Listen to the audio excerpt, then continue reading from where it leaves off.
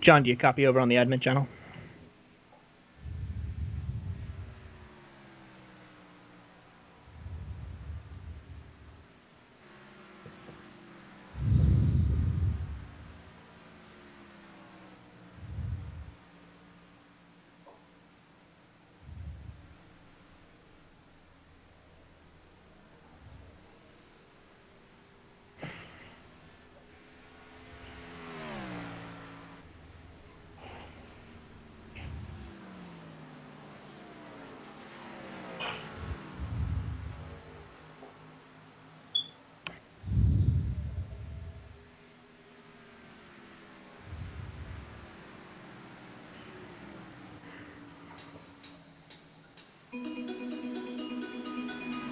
Aha, figured something out.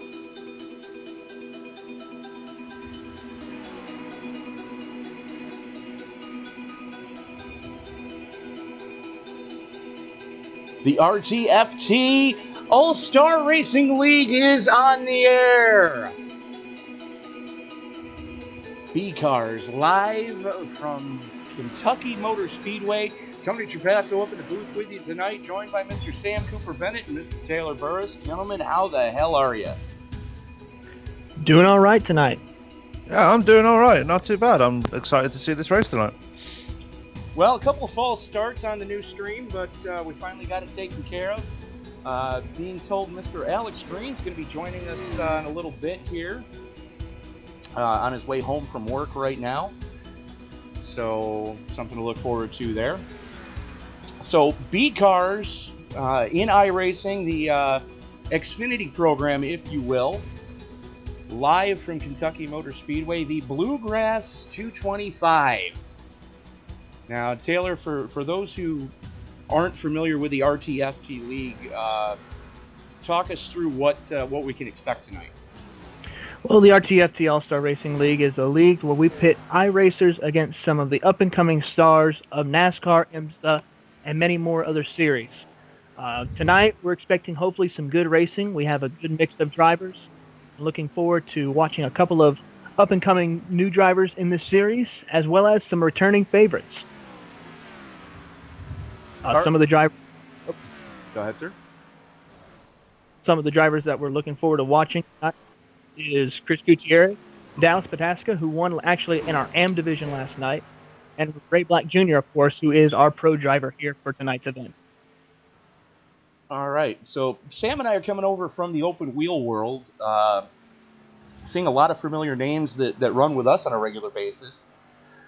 A couple of names that stick out: Cody Eldred, Mark Vega, and Ronnie Osmer. Ronnie is definitely one that you're going to want to keep an eye on. Super late model driver in the real world, and has just been setting the iRacing world on fire as of late. 17 years old, and I just cannot speak enough about that young man's grasp of racecraft. Yeah, last week at Daytona, he was doing an excellent job of keeping up with everyone, racing hard. Had a little bit of trouble towards the end of the race, but still recovered pretty decently with a good finish. Fair enough.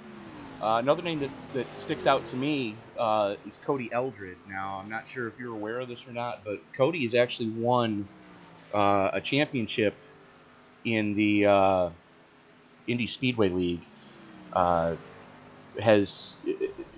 Actually their inaugural season, Cody won their IR05 championship. So, to see him running with a car with fenders is going to be something a little bit different. I haven't seen Cody run a lot of tin tops, but go ahead, Sam. But I have seen him run a lot of NASCAR races, whether it be A Open, mainly basically the official stuff. He runs a lot of A Open.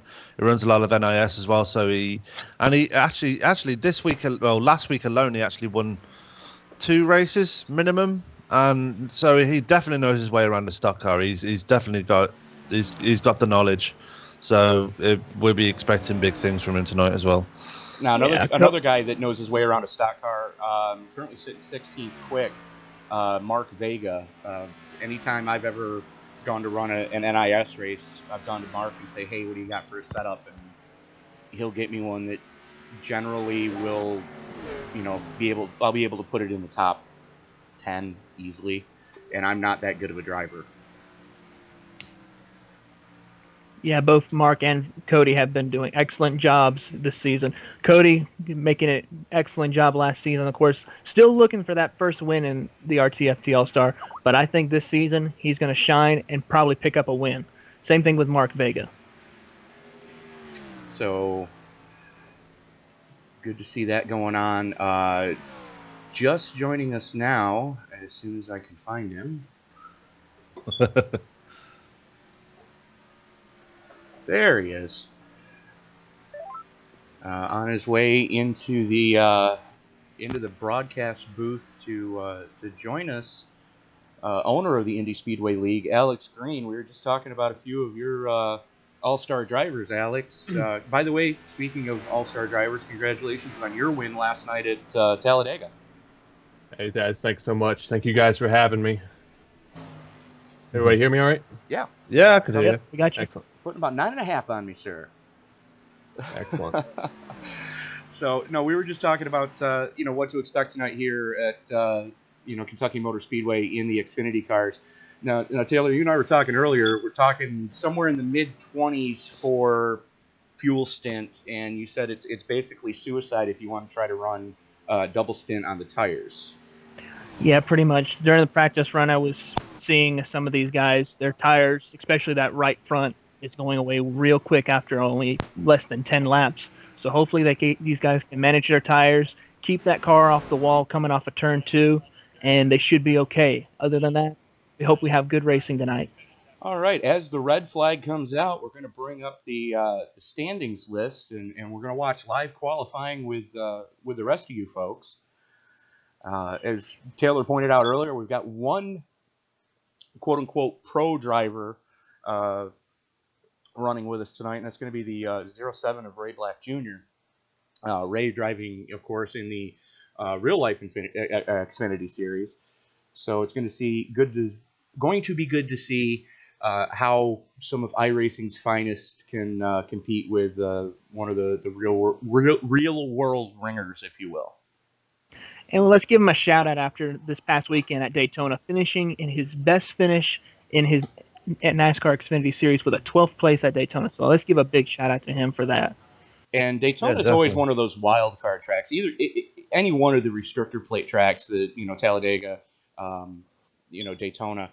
It's really a crapshoot, and it's really about keeping yourself clean throughout the entire race and out of the dumpster fires, as we like to call it. Of course. I mean, I actually watched the Daytona Xfinity race, and there was a lot of wrecks in that. So, yeah, kudos to him for making it through all that and finishing in the top 15. Yeah, that's really definitely a strong finish, especially against some of the best. We know that some of the Monster Energy Cup ringers are going to be in that event. So, Dallas Pataska throwing down the gauntlet early with a 36.50. That's pretty blistering for an outlap. Yeah, that's pretty fast, but it's a bit early to tell yet. We've got more times coming in very quickly, so let's see what we can come up with before the qualifying's over. Well, you got to figure on cold tires on a relatively green track, because you don't have a lot of rubber laid down really when all is said and done. That's a pretty good outlap.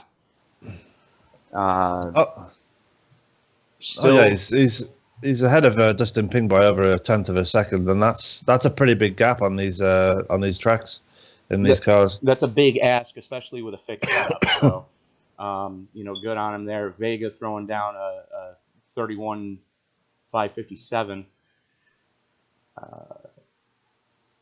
Justin Lisby going second. Lisby, Ping still hanging in there with that 30.775. So hanging in there. Ray Black throwing down a 31.275. Expect to see him move up on his second lap. So as qualifying is getting ready to wrap up here, we're seeing the time start to trickle in and trickle Oh, wow. down. I just saw that myself, Sam. Almost two tenths quicker, Chris Gutierrez. 30.454. So being as it is 4th of July weekend, we are going to ask everybody to please rise, and gentlemen, please remove your caps, as Terry Adams brings us the Star Spangled Banner.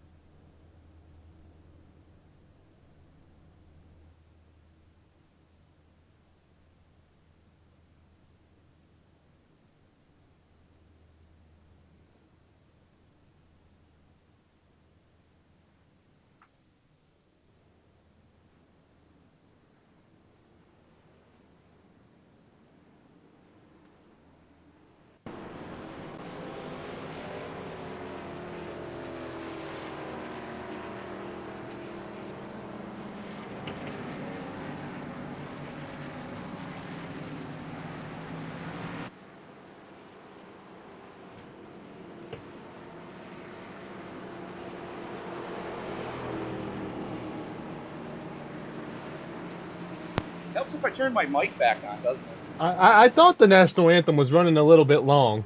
I just did the entire lineup, and forgot to turn my mic back on.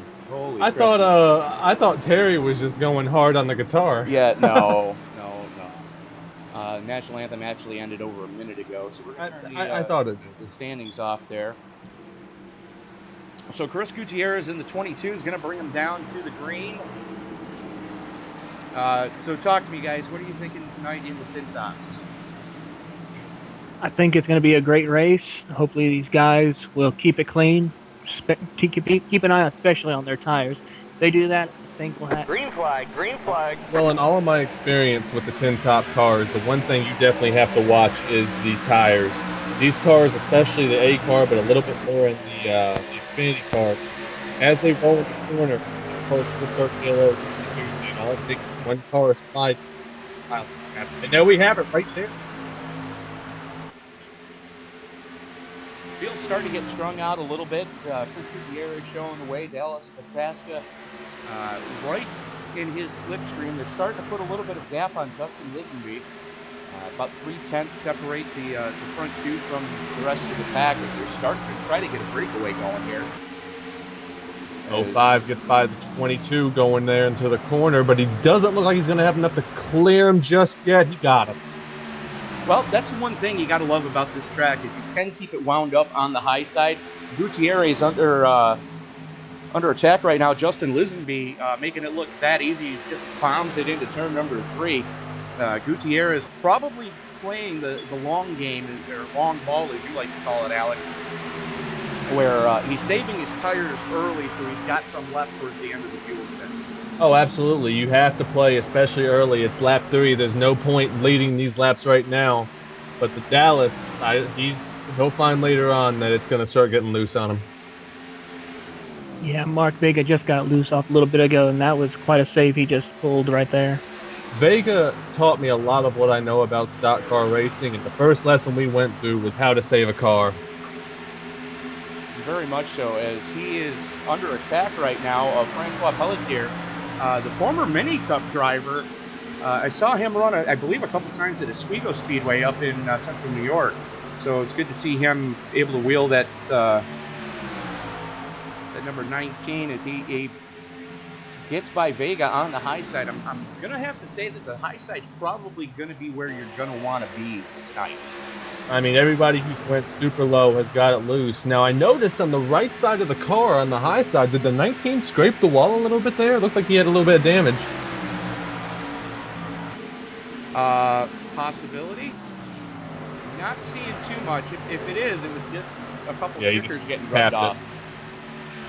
Yeah, it looked like to me that he had a bit of a coming together with the wall, but he seems to have collected it up straight away, so no issues there for the 19. He seems okay. Doesn't seem to be affecting him much as he's already worked his way up to 11th spot. Going back to Mark Vega, though, he seems to be really struggling on those tyres right now. He's falling slowly back through the field unless he's doing his usual trait and falling back through the field and just biding his time until later in the race.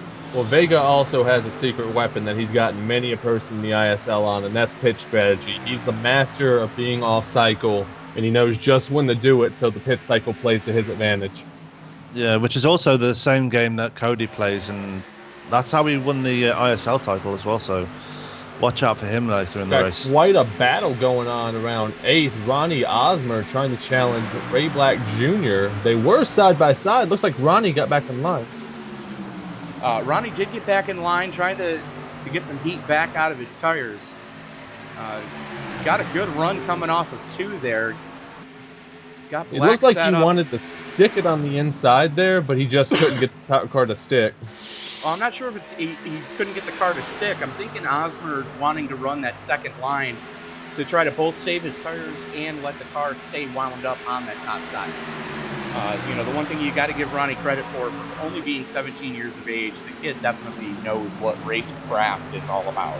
He's one of the most patient drivers I've ever seen. He proved it last night when we raced Talladega. I mean, I beat and banged on him, tried to rattle him just a little bit, and he stayed cool. I mean, I tried everything I could to get that guy to move, and he just wouldn't budge. Do you realize how weird that sounds, considering that you guys were doing that in DW12s? I was beating and banging on him. You were doing what? At no. 235 miles an hour, you were beating and banging on another VW12. I mean, you saw what happened with Gary Bauer. I mean, I think at one point we reached 255 with me right on his tail. Yeah, Ronnie Osmer's in a bit of clean air now. He's got the 19 behind him. Looks like he's making up some good ground, but he's got Jonathan Medeiros in front of him now. I think Ray Black Jr. has just passed him. So some very close. They've been trying to get by Ray Black Jr. for the better part of the last 5 laps anyways. Does anybody have any idea how much of a lead the 5 car has right now? 1.4 seconds. Almost 1.5. Yeah. He's basically checked out, which is why Side we're by not side for following him. second right now, though. The looks like Justin and Chris going at it here. It's Lisenby and Gutierrez fighting it out tooth and nail right now. That is for second. And Justin Ping has his hat in the battle, too, in the 24. Not any one of these 3 slips up and steps on their own junk, and we're either going to have a nice crash for the replay, or one of these guys is basically going to end their night. Yeah, don't. Gutierrez go to the low side, and Lisenby able to keep it wound up on the high side. So Don't count out Liam Brotherton as well. He's sitting back there in 5th place, just Liam, watching this going on. So that's exactly what he's doing. He's staying back there just far enough so that if one of these guys do steps on their own junk, he's got at least a chance to make a corrective measure and not get into the fecal defecation. oh dear. They keep trying to run that low line, and it's starting to stick a little bit better than what it was early in the race. But it just makes me nervous anytime. Some of these guys are running a little too low for my taste. The more they run that bottom line, the more rubber they're going to be laying down, and more grip will be appearing there as the race goes on. But early to tell right now. We're only 13 laps in, so it might still be a tiny bit slippy down there. But if they keep running that line, they'll definitely have to find the grip there later on. Well, in the meantime, Dallas Pataska has checked out to almost 2.5 seconds. Pataska, Lisenby, Gutierrez, Ping, Brotherton, Harris, Black, Medeiros, Pelletier, and Osmer, your top 10, as we are currently working lap 14 of 150. Almost a tenth of the way into this race. 2.6 seconds now for Look Dallas at Chris. Pataska. They almost went 3 wide there in that corner. Coming through the tri-oval, yes, they were almost 3 wide.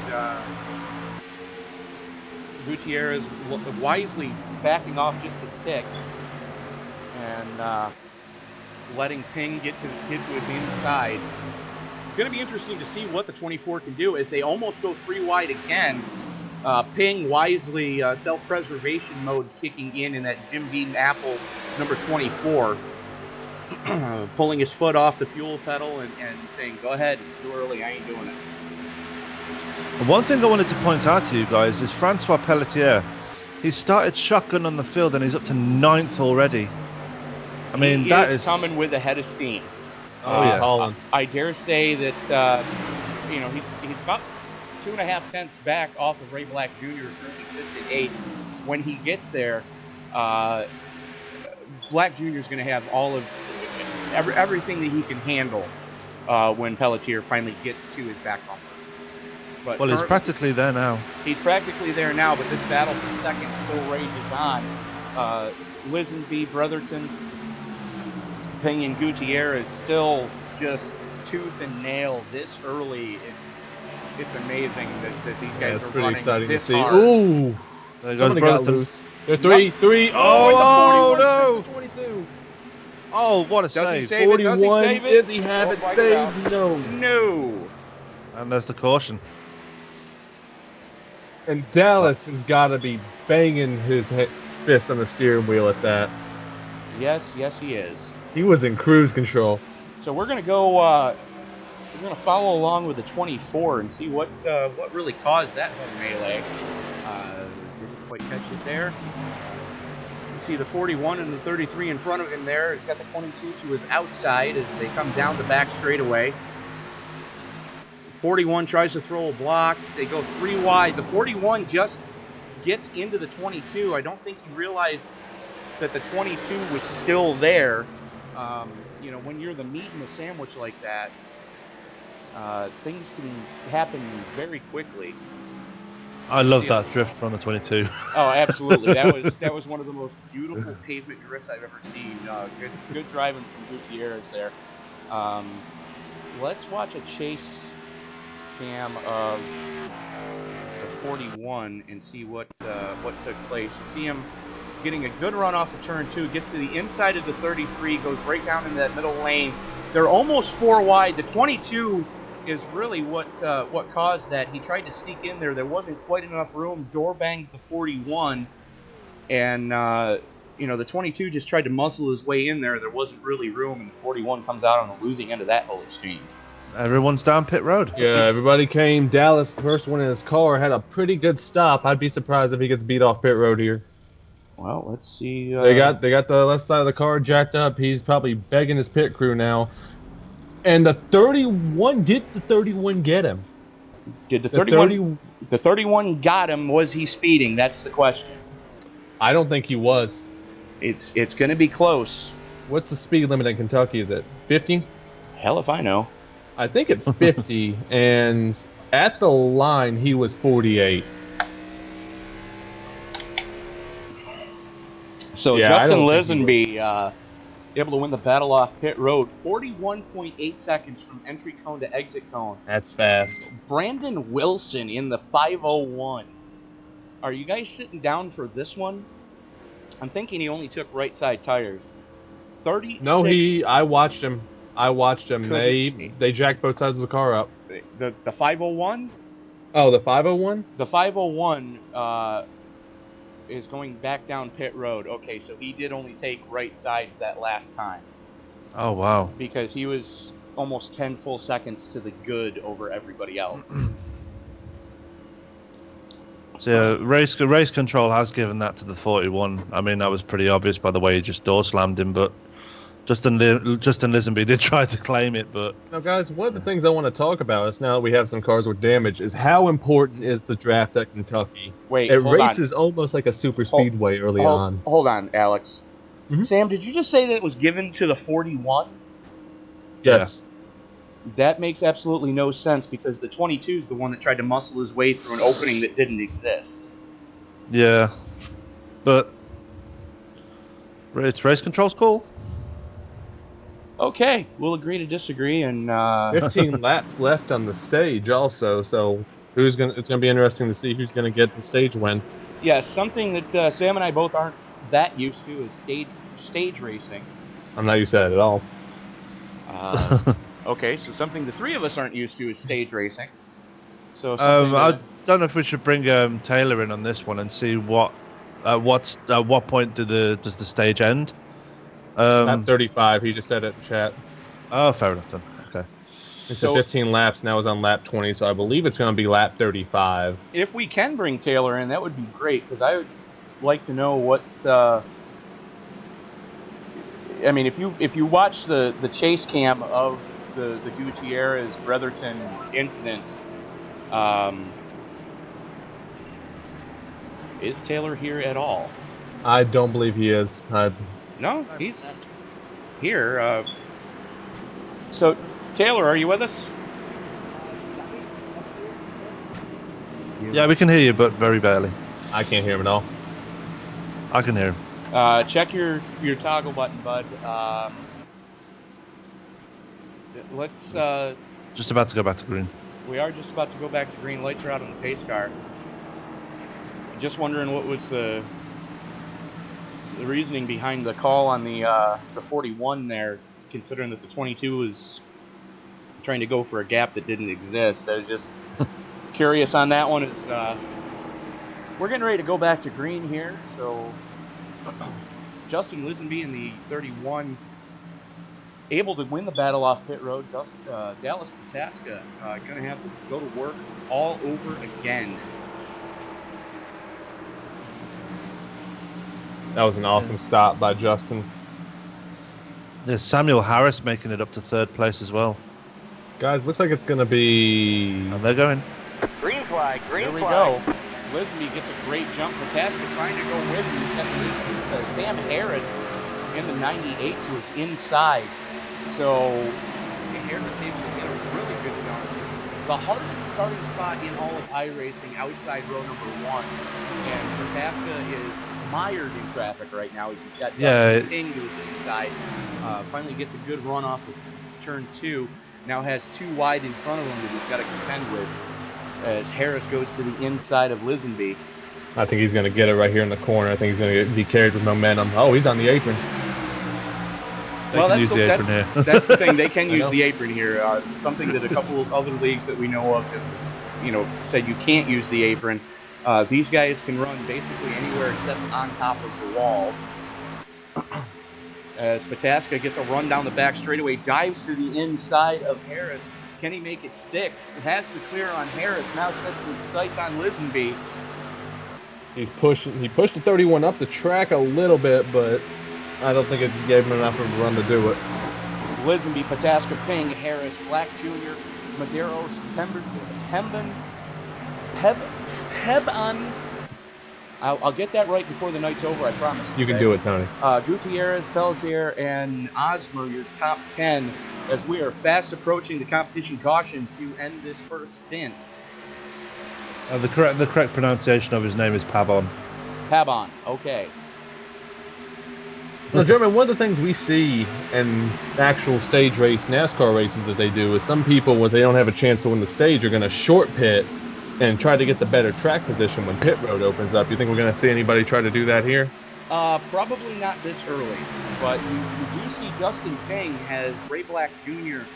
all over his back bumper right now, fighting to hang on to that number 4 spot. Gets a good run through 3 and 4, and now Black has Pavon to contend with. Yeah, Jonathan Medeiros and Chris Gutierrez is making his way back up there as well. Gutierrez, I'd be pissed. Yeah. But Ronnie Osmer up in the top 10 as well, and Francois Pelletier is still there. He's still sizing his way through the pack. And there it goes again. Oh, the 22 got loose, but he saved it. Pabon and Gutierrez have a little coming together there. 3 wide. 4 wide. 4. Good grief. Katie, bar the door. I got my hands on my wheel right now watching this. Yeah, white knuckle, and we're not even in the competition. You can see Ronnie Osmer making the most of that one, able to clear Pabon. Sets his sights on Pelletier. One in the... Wow. Oh. Wow, that was What amazing. was that all about? As we're going to a replay of that one just to see what the hell just happened. You watch the 84 and the 88 as they come down the back straightaway. This is the replay of what we just saw. Ronnie Osmer catches the wall, gets it a little bit sideways. Everybody doing a great job to miss him. And we go back to live. Cody Eldred making a move on Pabon now. Eldred to the high side in that old school motorsports number 114. And Pabon's back bumper looks about like Alex Green's IndyCar most nights. I mean, I had to have a little word with my crew chief after I've definitely seen better days. Look at Liam Brotherton coming back up there as well. He's taking a look at these guys. He's making his way back through the field after receiving that EOL in the first caution. Absolutely, all the way back up to 10th now. That's a line. It's going to be 5 to go for stage 1 here, and the 31 and the 5 are just running away with it right now. That just shows how rapid. Almost a full second, Lisenby and Pataska just completely walking away from the field. Almost a full second back to third place, Sam Harris. Sam Harris has 4 tenths in the bag over Dustin King. Another half second back to Ray Black Jr., 7/10 back to Pelletier, and then Ronnie Osmer still fighting with Gutierrez. Sam, turn your phone off. Sorry. That is your battle right now between Osmer and Gutierrez. And Look at him go on the inside there. I dare say both those drivers are praying that the caution comes out sooner than the competition caution on lap 35, simply because you take a look at the right front fender of Osmer's car, and it has seen better days, and so has the entire left side of the 22 of Gutierrez. And Gutierrez 22 is probably a foot narrower than it should be.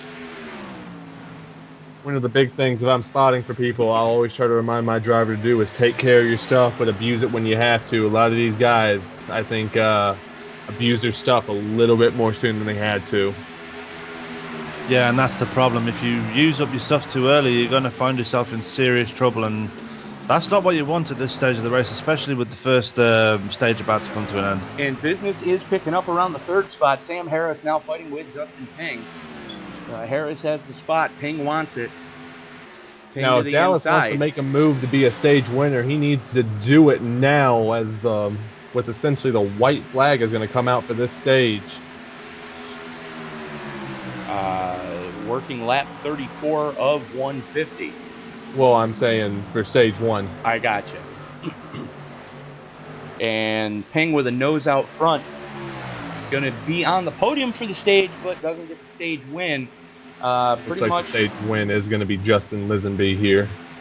3/10 to the good for Lisenby, as he's getting ready to cross the line now for lap 35. Yeah, I think it's the end of this lap. They stopped the. And Ping lets Harris go, knowing that discretion being the better part of valor as the competition caution comes out. Stage one winner, Justin Lisenby, able to win the battle off pit road when the caution came out. And able to hold Dallas on. has got to be upset. He had that stage in the bag for most of it. He was 3 seconds to the good when that caution came out. So, yeah, I dare say the number 5, Dallas Pataska, has every right to be very unhappy right now. Justin Lisenby has to thank his pit crew. They did an awesome job getting him out there, too. I'm wondering if he actually took four tires in that pit stop. He did take 4. I watched him raise the car up on both sides. Oh, okay. He didn't have any damage, and he hit his marks. He hit his marks perfect. And that's part of the iRacing program, is if you're in this section of the box, the pit crew will change your tires quicker than if you're in this section of the box or this section of the box. If you're too close to the wall, too far out from the wall, too far forward, too far back. There's too far forward where they won't change them, and then there's too far forward where you've thrown the algorithm off where the perfect pit stop will take place. Everybody going back down pit road again. Justin Lisenby going to lead him down, and one of the advantages that he has is one of those final 3 pit stalls. Yes, he does. But, it's something that you need to take into consideration here as Vega stays out. We talked about that a little bit earlier. Mark Vega, he knows how to get position. He knows how to get position, but he might be, as we watch Pataska overshoot his pit, has to back up.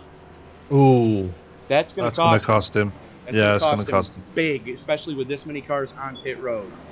And Justin's pit crew gets it done again, picking Sam up Harris 2 second off spots. pit road. Sam Harris, and I believe he took 4 as well. He did take 4, and he had the stop of the segment, 13-3 in the box. Wow, that's fast. If I was Dallas right now, I would be cussing my pit crew. Don't be cussing your pit crew, be cussing yourself because he overshot his pit. Oh, did he overshoot? He had to back up to get the service to start. So Vega now showing the way. Vega driving for PH Aware and the Mighty.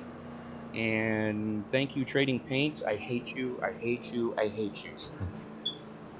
It's doing the same to me. Is it a black car? It's a black car. Yeah, I got the same thing. Vega's actually just gone into pit road, so he's just I think he getting was the just point, trying to get the lead. Yep. getting the point for leading the lap. That's going to hand the lead back to Lisenby. Put Sam Harris in second. So Harris with the stop of the segment. 41.7. What was the stop on that one? It's 41.7 from entry to exit. 13.3 in the box. The fastest stop by over 0.2 of a second. The next closest was Liam Brotherton with a 13.5. Ray Black Jr. with a 13.5. Then John Medeiros with a 13.9 and Robert Hill with a 13.9. One of the things everyone else was 14 or slower. One of the things I will say that Dallas has going for him, as opposed, he's going to start third now, which is the best seat in the house to restart besides the leader. So he might be able to challenge and get back to that lead he shared early in the run. Yeah, obviously these guys are the two best drivers here tonight. But I keep an eye on Sam Harris. I think he might have something for him tonight. There he is. Taylor's back. So, Taylor, real quick, during that caution that we had, the actual accident-induced caution, what was the call on the track there? Well, I saw the 41, and myself and my other admin, we saw that the 41 made contact with the 22. Okay. So did you look at it from a chase cam? I did look at it from a chase cam. Because from here it looked like the 22 tried to go through an opening that didn't really exist and just muscled his way through there. I did see that a little bit. It was really more of a racing incident. I should have probably 22 towards the back also, but fair enough. I was just curious there as lights go out on the pace car. Now, real quick, Taylor, what is the next stage? What lap? It will probably, see here, it's a 35 lap stage, so we are looking at, one moment, 75. 75. We're taking the green on lap 40. Yep, so lap 75, and then that'll be the end of stage 2. Then we'll finish it out with 80 laps again for the final stage of the race. So now I know in the ISL the leader controls the restart. Does the leader control the restart here? Leader controls the restart Excellent. here. He may fire whenever ready after the pace car enters pit road. All right, so we've got Lisenby, Harris, Pataska, Ping, Gutierrez, Pelletier, Brotherton, Black Jr., Eldred, and Medeiros, your top 10. And you heard it here, folks, 35 laps this next segment. And a lot of hungry lions right now. Lisenby having that first segment win, still controlling the restart. Let's see if Pace car's off. Pataska's going to have anything for him, starting in a better spot this time. Green flag. Lisenby Justin pulls Halls. the trigger, and there it goes. Looks like they're going to try single file right now. Nope, looks like they're going to shoot right back out the outside. One of the things I noticed, and I'm curious to see what it's going to do later in the run, is how well is that inside line going to work as opposed to earlier in the race now that the rubber's getting laid down there. I was about to say, they are definitely working that inside line back in the field a little bit. As you see the 24 of Ping go to the inside. Pataska, I'm thinking, used up his good set of tires on the initial run. Because once he got back into traffic, he's had absolutely nothing for these guys. He may very well be biding his time. I mean, it doesn't look like he's really altered his line very much from what got him that massive run. I think he's just been a little bit more of a victim of circumstance, too. Hasn't really been able to put the car where he wanted to. This is true, but we do have a new leader, Sam Harris, battling right now with Dustin Ping. Ping to the inside as they Ooh, did they door bang?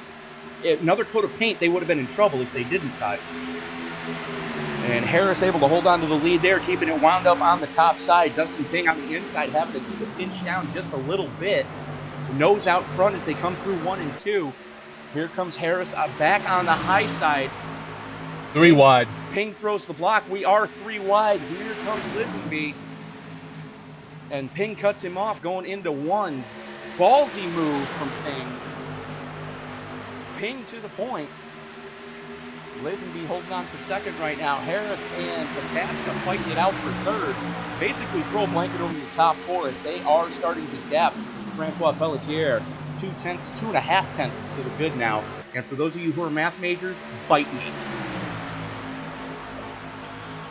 And Francois Pelletier is up to 5th place, man. I can't believe he's actually made his way through the field like he has. He's been laying it patient. From the outhouse to the penthouse. Yeah. Yeah, Francois is one of those guys who is just going to sit and wait and bide his time. Once he sees an opportunity, he's going to take it. He was our champion from last year in both series that we ran last year. So, and really only won one race. Other than that, it was just based on good finishes and biding his time and making sure he was there at the end of the race. Well, we've seen that in the other league too with the ISL. The three of us 19 touches the 98 and gets loose. Oh, we were just singing his praises as well. Ain't that always the case? In the IRO5s last season, Cody Eldred went winless, but yet walked away with the championship just on points. As we watch Dustin Ping continue to control this race, Justin Lisenby getting a good run off the 2, has a shot at him here. Which lane is Lisenby going to go with? Looks like the high side to try to keep it wound up as they come through the 3-4 complex.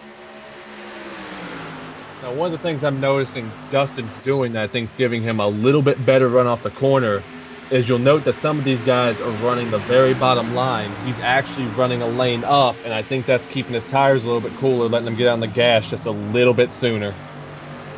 He definitely has that Jim Beam Apple Ford Mustang wound up, and he is starting to put a little bit of a gap on Justin Lisenby. Almost 2/10 to the good right now for Ping as we're watching this battle for second start to heat up now. Sam Harris with another run, Dallas Pataska still within striking distance, and Gutierrez back up towards the front as well. Along with Liam Brotherton, he's made his way back up to 6th place too. So it's going to be fun to see what happens. Well, you see Brotherton just stalking back there, about a car length and a half back. Caution is out. Oh, caution. That looks like Francois Pelletier. Pelletier. What happened there? We're going to the replay. You see Pelletier there go into one, gets just a chick sideways, dirt tracking it, and gets it sideways in front of Ray Black Jr., just kisses the wall. Everybody doing a great job to avoid hitting that gold cube number 19 Toyota Camry. Yeah, I think I just did the announcer thing, the announcer curse on him. So, people get your hate mail in. Francois Pelletier has massive right front damage. It's going to be curious to see how he plays this. Well, you watch him going into one here as we're watching the replay again. Coming through the tri-oval. He tries to pinch it down to get under the 41. And the car just does not like that angle of attack, as Cody Eldred has a first you say it, then you do it moment with Pelletier completely sideways in front of him. And for those of you who don't know what a first you say it, then you do it moment is, it's the reason why your mom always told you to have clean underwear on when you left the house. So, 11 laps into this run, Dustin Ping showing the way as he's catching the pace car, bringing it down pit road. Let's see who's going with him. The whole field. Looks like the whole field. The whole field wants those tires. Almost the whole field. Pushing the 24 a little bit on pit road there. Zach Brewer staying out in the 05. Yeah, a little looked like to me being played. I think Tim Burns is going to get the lucky dog. 41 slid his stall just a hair. Yeah, I was going to say the 41 slid his stall again, and so did the 5. So these guys are really going after it. And Dustin Ping takes right side only. Nope, Dustin Ping wins the battle off pit road. Oh, did he? Yeah, he did. Only took right side tires. I guess if you're going to gamble, just now the midpoint's a good point to do it. And it looked like Cody Eldred only took right sides too. He picks up a couple spots up to 4th place coming off pit road. Now, Cody's been known to make those kind of gambles, but they don't always pay off, so it'd be interesting to see how he handles this. Well, it's going to be real interesting to see, how this car is going to react to just right side tires. And if you're going to do it, 1/3 of the way into the total distance is probably the safest bet to do it. Looks like the 05 opting to come down, just trying to get that point. Because we are only 25 laps until the next competition caution, so all he's got to do is just hang on for 25 more laps, which isn't that big of an ask. Yeah, I mean, these stages are relatively short to the real NASCARs, but they're there, and they help. They are there. They do help, and it's going to be interesting to see how this strategy plays out with Ping and Eldred both taking only right sides. Looks like Vega only took right sides, and everybody else taking 4.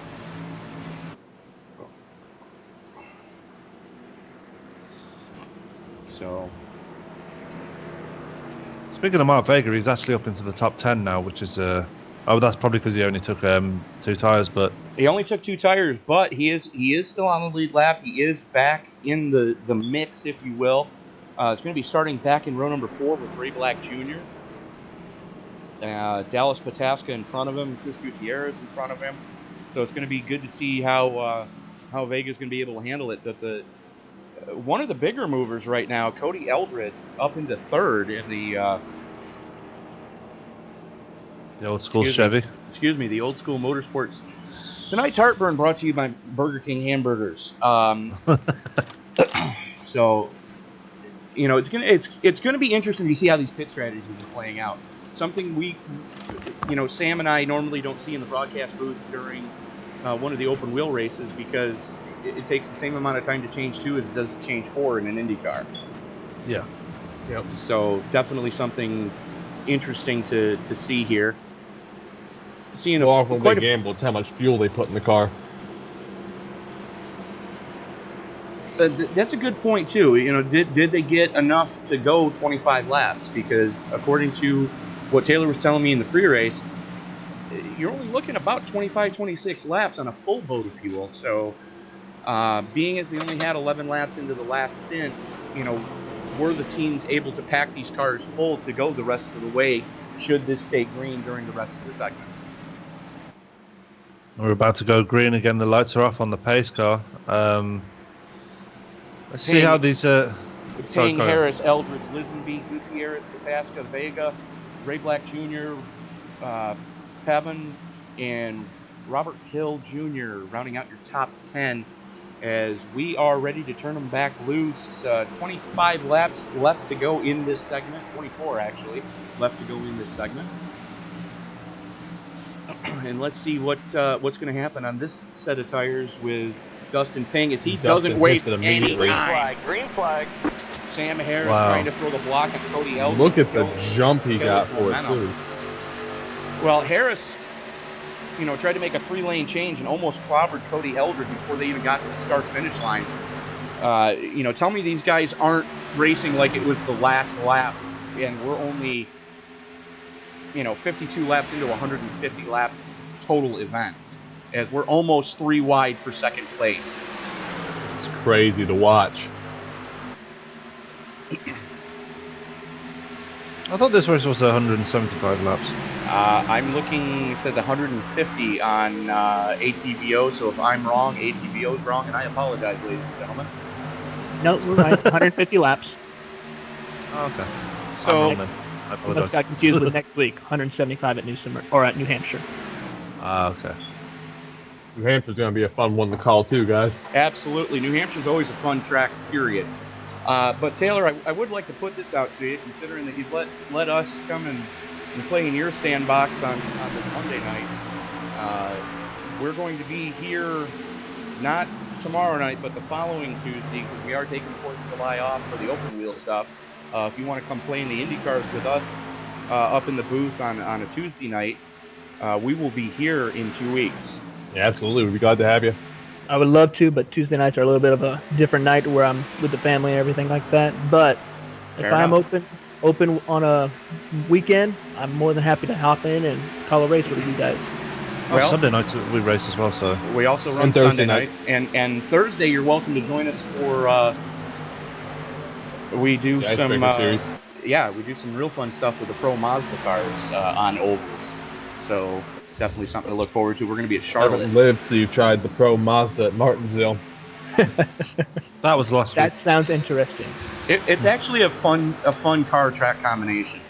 But back to the task at hand, Dustin Ping, 3.5 tenths to the good again. And again, if you're a math major, I don't care. I know that sounds weird. Yeah, Dustin Ping, I think this is his year, this season, to where he could probably pick up a couple of wins. Last season, he had some rough spots, picked up a win at Michigan, but he looks like he is on fire tonight. It looks like if he can just keep his nose clean, make sure he hits his mark on the restarts, he will do well. Ping, Harris, Lisenby, Gutierrez, Pataska, Eldred, Ray Black Jr., Ronnie Osmer, Liam Bretherton, and Mark Vega rounding out your top 10 as we are... Contact. Yeah, a little touch there between the 98 and the 31. Just shoved them up a little bit. I think he's going to be all right. And here comes the 22 again.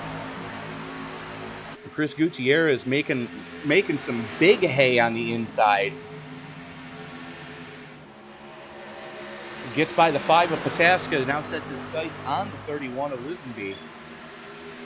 Had a run going earlier, sat up on pole, let it drip back a little bit. I think the contact with the 41 earlier in the race really lit a fire under Gutierrez's ass, as he has been on a tear since we've gone back green after that caution. Now, gentlemen, what gets me is if you look in this pack, despite all the damage to the front of his car, the 19, although 2 laps down, is still running with this front pack. So that means to me that you can't count him out just yet. Yeah, give him a caution or two. He could be back up here running for the top 5, maybe even a podium finish tonight. Well, I'm just speaking of people so many laps down. I'm looking at Tim Burns. I mean, for most of the race already, he's been like so many laps down. He keeps getting those lucky dogs, but it's not going to work for him this time round. He's got Francois is in the lucky dog position right now, so it's not going to work in Tim Burns' favour. Now, did something happen to the 36? His car looks like it's in perfect shape. I think he got a little loose, and for some reason a caution did not come out for him when he must have stayed out of the racing line to where the iRacing control would not throw a caution. I believe he ate the grass coming off the 4 1 lap earlier in the race and just lost 2 laps trying to get back up to speed. Ronnie Osmer side by side with Liam Brotherton. Ooh, he almost hit the wall there, but I think he's going to clear him. Osmer's been flirting with that outside wall all race long, and it bit him once. The team did a marvelous job. I saw the jackman on the team doing, cannonballs onto the hood of that car to get it back down. Thank God for bear bonds. That's all I got to say. And Ronnie, if you're looking for a sponsor for next season, take a look at bear bond. So, anyways, now setting his sights. There's a 1.5 seconds from 7th place Ray Black Jr. to Ronnie Osmer. Osmer is starting to reel in Ray Black Jr. though. Speaking of gaps, though, Dustin Ping has extended his gap to over half a second now, and he's starting to check out a bit now. That was the evil lap because Dustin crossed the line 0.666 seconds to the good over Sam Harris. Hope that's not a sign for things to come for Dustin Ping tonight. I know, right? Got about 7 laps to the end of the stage. All Dustin Ping is hoping is that yellow doesn't come out, and that we stay, and that he can keep his feet up on the dash here. The battle is still raging on for 2nd place as Harris has it. Lisenby biding his time really, but if he's going to make a move, he better do it relatively quick here because he does have Dustin Pataska on his back bumper. And Pataska looking to get back up towards the front. And just as I say it, Pataska goes to the inside of Lisenby. And it's now, do we have an in-car cam with Dustin Ping here? Because, I mean, if you watch how he's running this, you can hear the tires squealing. He is punishing that car to keep this lead. Well, I'll tell you what. Let's go.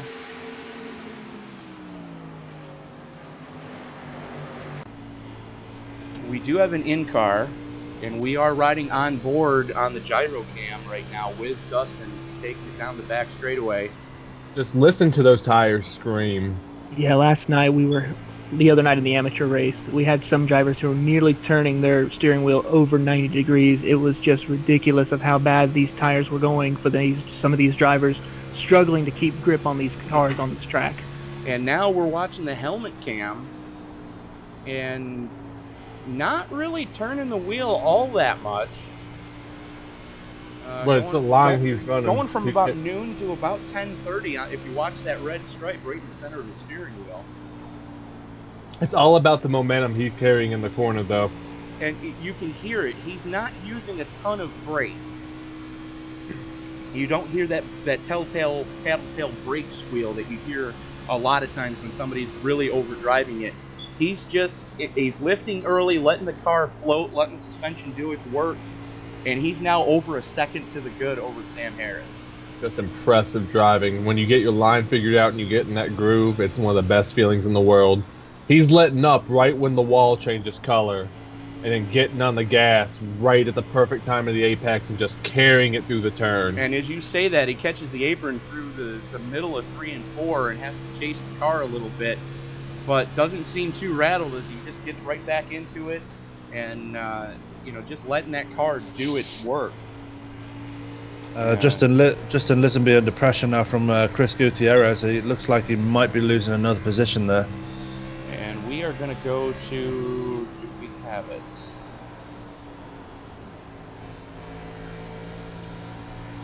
We're going to go to a rear bumper cam. Actually, that's the rear suspension cam on Lisenby's car. Gutierrez, you see right there.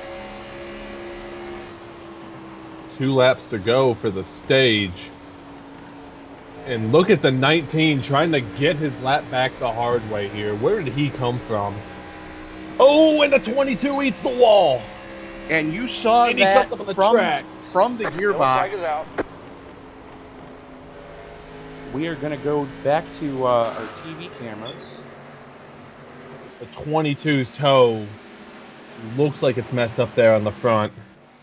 Well, let's... you saw him just overdrove it. A little bit of aero push. And I dare say Ronnie Osmer just had a first you say it, then you do it kind of moment. We're going to watch... we're going to watch that again. As you see the 22 there to the high side, 31 right in front of him. And eats the wall, catches the backside of that safer barrier. Looks like your stage 1 winner is going to be Dustin King. Mark Vega seems to be the lucky dog. I think he did exactly what I said he was going to do. And we're riding along right now on board with Ronnie Osmer with a helmet cam. Osmer fighting it tooth and nail right now. And yep, that was a first you say it, then you do it kind of moment as he was fighting, again, tooth and nail with Liam Bretherton. It looks like they may have even made contact. You see a little door mark on the 41 of Bretherton. Him and Osmer may have gotten together just before that caution came out.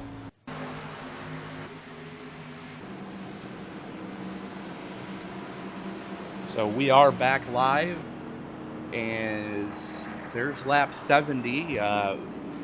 5 laps till the... Mark Vega taking his wave around here. Did I hear you say Vega getting the lucky dog? Vega is the lucky dog. Vega was the lucky dog, as you see the 82 taking it around. Feels weird not seeing him but the 3. Actually, I that know, is right? the end of stage. Is that the end of stage? Yep. Yep, stage winner is going to be Dustin Ping here. Now, I'm curious. I didn't see Vega. Did he pit early? He did. He's only 2 laps into his stint, now 3 laps. So yeah, Vega pit just at the tail end of that green flag run. I think he was. Well, I'm not really sure what his strategy was. If he was trying to go for track position, because no matter what, he's still going to get that end of the line from the lucky dog. I think maybe he thought he could get in and out before anybody noticed and take the lead from it. That's a good possibility. As you see the pit stop starting, and it looked like everybody is coming this time. Okay. Yeah, I think the 19's going to try to take the wave around and hope for a caution to get back in this. Well, pits aren't open for him yet because it's only open to lead lap cars, and he is 2 laps down. So, and he is one lap down, 16 laps into his stint. He's 24 basically having such an early pit box. he's basically got to take tires. 24. Let's see if he's raising the left side. side of the car. He's going to take 4. And the 98's going to beat him, but the 5 might get it. Ooh, And they just face to each other. That goes to Pataska. 13-8 in the box, and pit stall position meaning everything. That's how Dallas Pataska just got the lead back. Because Now- Vega, being the wave around car, is going to have to go to the tail end of the longest line. Guys, I think this race is going to be one off pit road. Oh, it definitely is, without a doubt. Now, Pataska and Harris had the same pit stop in the box, 13-8 to 13-8. Pit stall position is what won Dallas Pataska that race off pit road. And that's why the importance of qualifying, I'm one of the guys that likes to sit in the back, but I make sure I always qualify. Even if I'm going to the back at the start, I want to have that mid to late pit box.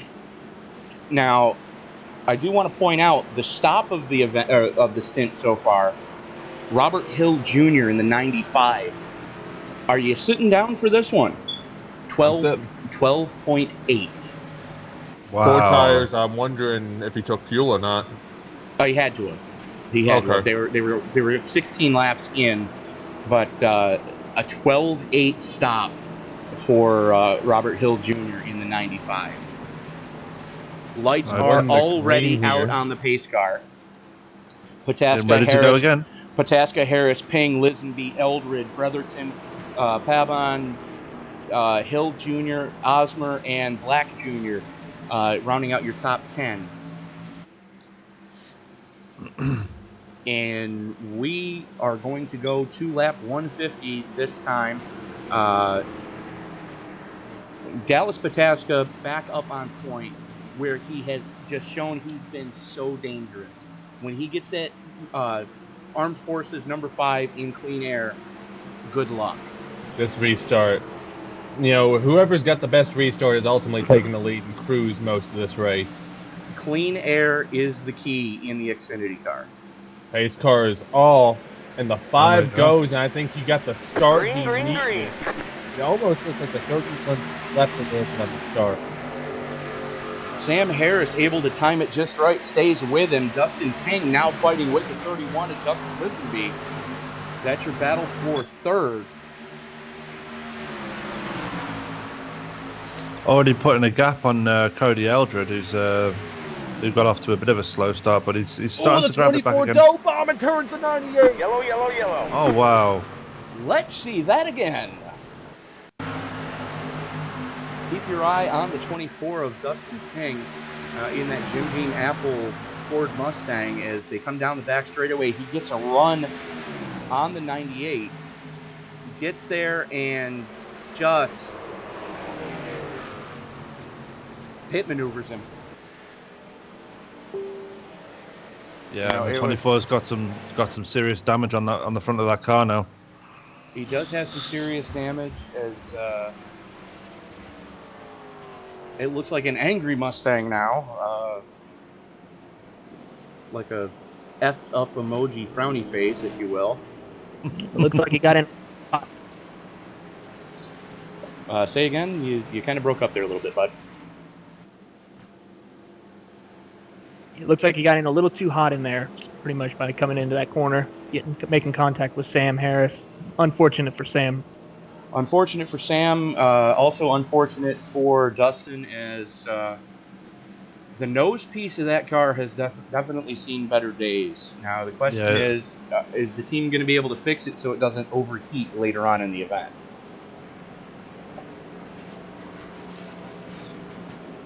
I think they should. I think it should be fine for him. He'll get back up there as soon as he can. Well, let's see what happens. Dallas Pataska, definitely not the restart he was really looking for. However, and there goes Francois Pelletier, now back on the lead lap. We talked about it earlier. If the 19 was able to get a couple of cautions to fall his way, these guys are in trouble. because there's not been a car that's been a bigger mover in the entire event than Pelletier. Oh yeah, because every time we go green, he's like cutting through the field like a hot knife through butter. It's just Well, you got to it's just remember, amazing. until he had that problem earlier, during the first stint, he went from dead last in the field to 5th. Yeah. And now he's going to be going from dead last in the field, and we'll see what he can do in the next 75 laps, as we are going to be working halfway next time across the stripe. The battle for pit road, Ronnie Osmer came out on top, and he's got the freshest tires in the field right now. I'm wondering to see if that's going to give him an advantage sitting 12th right now. Well, it shouldn't make that much of a difference because these guys only have about 4 laps onto their tires, and we didn't even get a full lap under green. 22's car, I know he pit to get some damage repair. His car looks almost back to perfect shape. Well, let's take a look at the left side because that's where all that damage was. The 41, Liam Brotherton, has definitely seen better days. We're waiting to get a good camera view of the left side of the 22 as you see Osmer there in front of him. Yeah, I dare say that the sledgehammers and cannonballs onto the hood of that car have gotten it just about back to where it needs to be. These pit crews are earning their paycheck tonight. They are, all except for the 55 of Osmer, because that back bumper definitely needs to get changed on that Chevy Camaro. And that's because he keeps biting that wall. He's getting like little dings here and there, and it's just having an effect on his car. No, I'm talking about dead center. He's taken the chrome horn. Looks like somebody bumped him a little too hard. Yeah, more than once the 55 has taken the chrome horn. Hey guys, let's keep an eye on Ray Black. He's now running in the 6th position. He's been running in the back most of the night, but I think now as we're starting to get closer to the end of this race, I think we'll see him making his way up towards the front. Probably a safe bet. Been biding his time most of the race. We're following the 07 right now in camera view. You see him there in the Scuba Life 07. Lights are out on the pace car. Field starts to form up 2 by 2. Pataska and Brotherton up on point. Lisenby, Eldred sitting 4th. Pabon and Black in row number 3. That's going to be a good restart to see. Those two have been strong cars all night. Don't count out Maderos or Wilson. Osmer and Gutierrez rounding out your top 10. This is going to be interesting to see.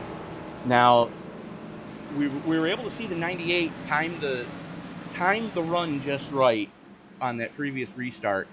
The question is, can Cody Eldred, can Justin Lisenby, can Liam Brotherton do the same and stay with the 5 and make him earn whatever he's going to get now?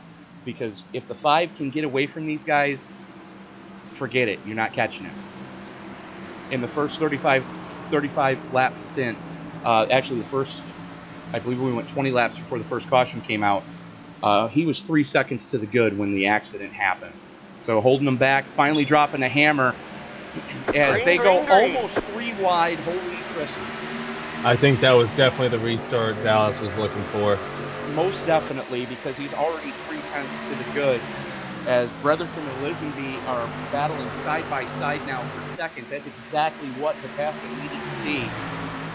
And the momentum on the bottom just wasn't enough, so Lisenby's going to fall back in line for 3rd, and Cody Eldred making a name and going to take 3rd.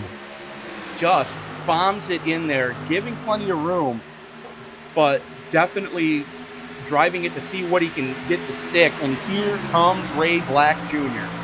What a fight. The 07 to the inside as he now has to contend with the 31 of Lisenby. Lisenby cuts him off. Eldred able to keep it wound up on the top side. Ray Black Jr. backing up to get another run at him, but he better not back up too much because he's got Pabon to his inside right now.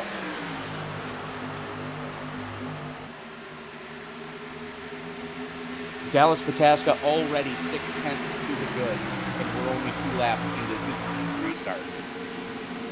I mean, we've only just gone past halfway, and it's officially go time for these guys because they've only got half a race left and they're definitely thrown down the gauntlet to the other drivers now.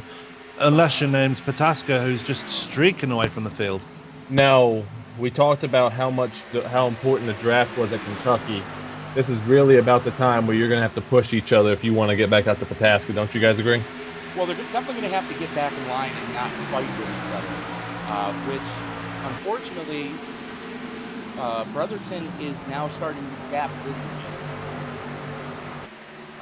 2/10, now 2.5, and gaining. Brotherton is definitely starting to walk away from Brotherton, and Pataska's not really gaining on Brotherton. As a matter of fact, Brotherton just narrowed the gap from 0.8 down to 0.76. So Chase is on. the chase is on, as we are currently watching Ray Black Jr. fight with Jose Pabon.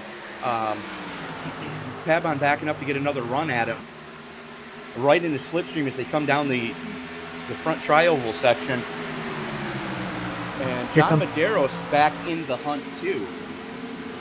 Yeah, here comes Sam Harris creeping up on this pack right here after his spin earlier. I think he's going to start making his way back up towards the front here momentarily. Well, you got Harris, who's now probably pissed off. Gutierrez, who's been pissed off the entire race because they've been a victim of somebody else's stupidity. So definitely going to keep your eye on the 98 and the 22 as Medeiros goes to the inside of Pabon. Got it pinched down. Pabon able to keep it wound up on the top side. Medeiros almost with the clear. And Pabon, again, able to keep it wound up on that top side. Able to hang with him. And that's something you don't see at every track like this. But Kentucky is an entity all to its own. You're able to really get that second groove to work in. I think Medeiros has got him clear here, and now he's got a little bit more track to work with as he immediately goes to the outside wall and then gets it right down in the corner, trying to find a good spot to apex it. About a car width off that very bottom line, able to keep it wound up. And here comes Harris as well. Harris and Gutierrez to the inside. And up in front, Pataska. Oh, the 98 got spun! Yellow. And That's there it unlucky. is. I mean, 2 cautions brought out because the 98 was involved, and he's just going through the wars tonight. It looked like the 88 was pushing him, and the 20, and he just caught the 22. Well, let's go to a chase cam in the stream and see what's going on there. Almost contact going into turn number 3. 98 gets the clear. Here they are coming out of turn number 4. Watch the 98 move up a little bit. The 88 pushes him, and it looked like the 22 had a run, and the 98 just didn't know he was there. I mean, that's... So we're riding along, chasing Gutierrez right now as he gets the run, and that's exactly what happened. The 98 just didn't realize he was that close. I'm curious to see if his spotter called him or not there, because, that was close. The 22's pit crew has got to be shaking their head. They finally get the car fixed back up, and now they're right back at fixing that car. So now we're excellent we're riding job along. by everybody else not to hit the 98. Right, we're riding along right now, right front suspension, just outside the door of Gutierrez on the right side, and you see the 98 and the 88 there, and Gutierrez gets the run and just runs out of room. And Gutierrez has not been running the apron all night, so I'm thinking he just wasn't sure what was going to happen if he went down there, held his line above that yellow line, and again, just ran out of room. The good news is I don't think he got too beat up in that. Looks like And Cody elected to stay out. And Pataska's Dallas been is beaten off pit road. So winning the race off pit road, Ray Black Jr. only taking right side tires, 8.1 in the box. So strategy starting to play out as that can't be right. Now this is an interesting call by Cody. If he goes in this time, he just gave up a top 5 for 1 bonus point. I do want to point something out here. Francois Pelletier, according to the telemetry, just did 36 laps on a fuel run. I'll say that again. 36 laps for the 19. Right. Did the 19 pit this time in this caution? He did not. He's just inherited the lead, which is amazing considering he was 2 laps down not long ago. 36 laps on this fuel run. Well, here's where it's going to get interesting.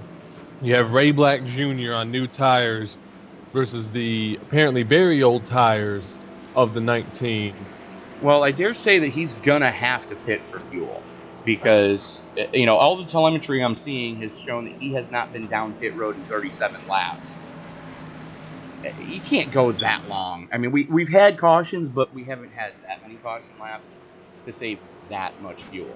No, there's no. What's a fuel run in this car? What's the fuel cell in this car? 27 laps. That's impossible. Your telemetry's got to be off. He's had to pit somewhere.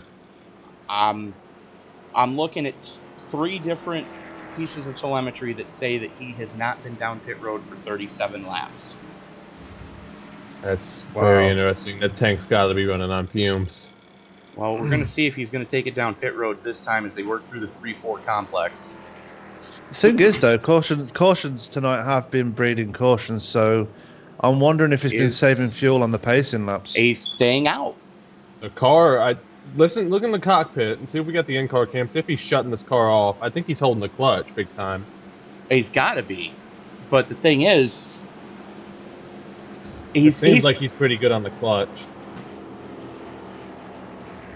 Lights are out on the pace car. So we have defending series champion Francois Pelletier starting up on point, going to control the restart, and he's got Ray Black Jr. in the Scuba Life Chevy Camaro, the 07 on his outside. Dallas Pataska, who has been the class of the field most of the night, and Justin Lisbon in chase. Business is about to pick up. Business is definitely about to pick up as we are going to have 40 laps to go when they take the green. Yeah, we'll keep an eye on those. 60 to go. Keep an eye on those 2 up front. Those 2 are teammates. Pelletier and Ray Black Jr. are teammates, you're saying? Yeah, they actually, Francois Pelletier is for Ray Black Jr. in the NASCAR Xfinity Series. Okay. Neat. Good to know. That would explain why he told me he was in Daytona this past week. Yep. So pace car getting ready to duck on off as they work through the 3-4 complex again. It's going to be real interesting to see what old tires are going to do. Picks up the trigger, pulls it, and Pelletier out to the point. Ray Black Jr. getting a decent restart. Pataska and Lisenby fighting it out for third side by side as they work their way into turn number 1. If I was Ray Black Jr., I'd be very, very patient here. You know the 19's going to be biding his time, but looks like new tires going to make him not have to. And Ray Black Jr. just gets the clear, makes it look that easy going into turn number 3. The 19 just can't hold that line. He's got to let all these guys by because he can't hold any line right now. And the question is, how much fuel does he actually have left in the tank? It's definitely an interesting strategy. He can't have much fuel. Because all 3 pieces of telemetry, I'm seeing he has 39 to 40 laps on his run. Ray Black Jr. hard push from the 31 of Justin Lisbon.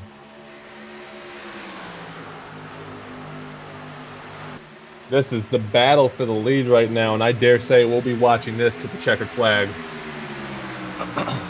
Well, right now, Provided that the absolute battle on the track is between Pataska and Brotherton for third. And here comes the 24 of Ping. Looks like they were able to get a new nose on that car under the last caution, as Ping is starting to work his way back up towards the front.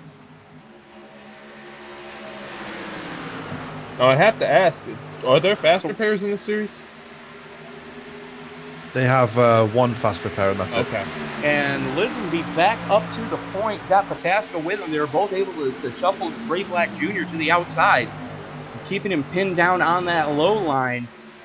And they kept it wound up. They were just able to make it look just that easy. Black Jr. going to have to work for it.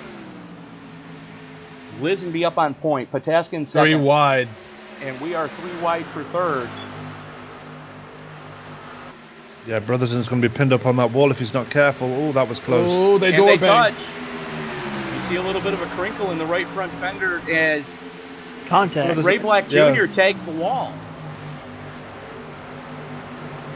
Do we have a good angle on the left side? Oh, he's got Jonathan Marios gets loose off the turn 2. Oh! And it- Oh! Yeah. There's a car over the wall. Let's watch that again. See Ronnie Osmer Osmer there. caught up. Osmer caught up in it. I don't know who caused it, though. Let's take a look and see what did take place here. It was Medeiros. He spun by himself by 84. hitting the apron. And he just gets punted into the infield. A feeling I know that you know quite well, Sam. Yeah, that happened to Richmond a couple of months ago. Yeah, he just ran the apron too low, and He caught the apron is what happened. He actually put 2 tires over that yellow line and did a... Wow. who went over the fence? That was the 84. He took out a couple of the lighting rigs in the infield as he was tumbling. So Yeah, we have a couple of the RVs have got. We Go lost a couple of RVs in that incident as well. A couple of RVs, a couple of the pieces of the lighting rig. So There's going to be some repairs done after tonight. yeah, the folks from Moscow are definitely not going to be happy. Ooh, he threw him a dummy. Justin Lisenby faking everybody out except for Dustin Ping, able to trap everybody on the other side of the commitment cone. Lisenby throwing everybody a dummy. Tension's getting a little high there. Ray Black and 41 car having a little disagreement on radio.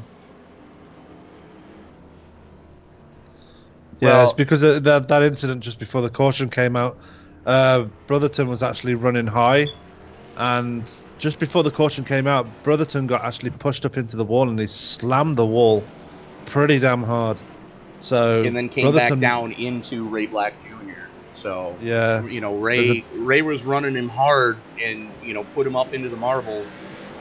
And Winning off pit road is Mark Vega. and That was the an winner off interesting pit stop. road was Cody Eldred, I'm sorry, yeah. who only took right sides. Now did Vega take 4 tires? Because Vega took 4. Dallas Pataska took 4. Cody only took 2. Everybody else, no, I take that back. Tim Burns in 12th only took 2 as well.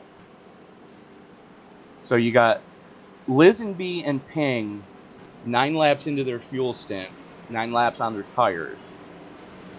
Cody Eldred with right sides only. Dallas Pataska with 4 fresh tires. Vega with 4 fresh tires. Ray Black Jr. with 4 fresh tires. Robert Hill with 4 fresh tires. Pabon with 4 fresh tires. Gutierrez with 4 fresh tires. And Pelletieri finally getting down pit road for 4 fresh tires and gas.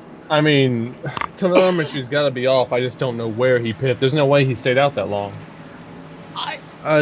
I'm going to guess he was clutching it and switching the engine off on pace laps. Well, I mean, even doing that, that'll save you I was looking at 3 different pieces of telemetry, and they're all saying the same thing. He had between 39 and 40 laps when that caution came out. I don't know how he did it. He's a magician. Never trust a French Canadian. Anyways. Lisenby, King, Eldred, Pataska, and Mark Vega, your top 5. Ray Black Jr. on the outside looking in. Going to be a very interesting restart here. Absolutely, especially considering you got Lisenby and Ping, both with 10-lap old tires. And just a bit of retirement news. Sam Harris has put his car behind the wall. He's now retired from the race. Disappointing night. I mean, he ran strong the whole time, but Ronnie Osmer, 2 laps down, looks like he's got that car out there. And you got the 84 still on pit road trying to get her fixed. Yeah, Osmer just trying to salvage whatever he can as far as points for the rest of the night. That was bad luck. Madero's still in pit road. Yeah, Sam Harris, it's unfortunate for him because he was running strong for most of this race, and to be caught up in those 2 cautions, and then, yeah, I think he just had enough and put it behind the wall at the end. So lights are out on the pace car. Lisenby and Ping both not going down pit road that last caution. Going to start up on point. Cody Eldred, Dallas Patasco, Ray Black Jr., Mark Vega, Robert Hill Jr., Jose Pabon, Chris Gutierrez, and Francois Pelletieri. Saw Mark Vega pop in there real quick. Francois Pelletieri, from 2 laps down, now running top 10. Now, the only unknown, if you can call him that right now, is Mark Vega in this top 5. And we all know how dangerous Vega is with the race on the line. Very much so, as we're closing in on 50 to go. Pace car is off. And the 31 floors it, and he's going to get a good jump there. The 07 of Ray Black tried to take it high on the 5, but couldn't do it. And Dustin Ping was almost in trouble. Another coat of paint on the front of Cody Eldred's car, and Dustin Ping would have been around. Pelletieri to the high side, trying to make it 3 wide, as they are 3 wide down the back straightaway. That is your battle for 6. Ray Black Jr. clearing Vega. Almost. He got him right here in the corner. Vega able to keep it wound up on the top side. Black giving him plenty of room. Vega giving him plenty of room. They are battling it out tooth and nail. That is your battle for 5th right now. As Dustin Ping and Justin Lisenby starting to... they're not really walking away from Cody Eldred. As Cody battling it out with the 5 of Pataska. Oh, that was amazing. Mark Vega, he got passed by Ray Black Jr. and then Mark Vega passed him back on the outside. That was an amazing move by Mark. Absolutely. And again, Mark, I apologize for your paint scheme this week, and they are not showing any paint scheme if you have one on that car. Apple ale.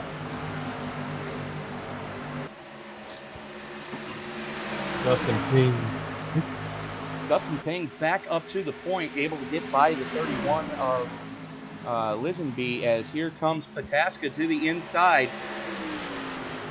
The 2 guys that have been the class of the field the entire night, running side by side for the lead. And give that one to Ping. Ooh, a little bit of contact. 0.03 seconds at the stripe.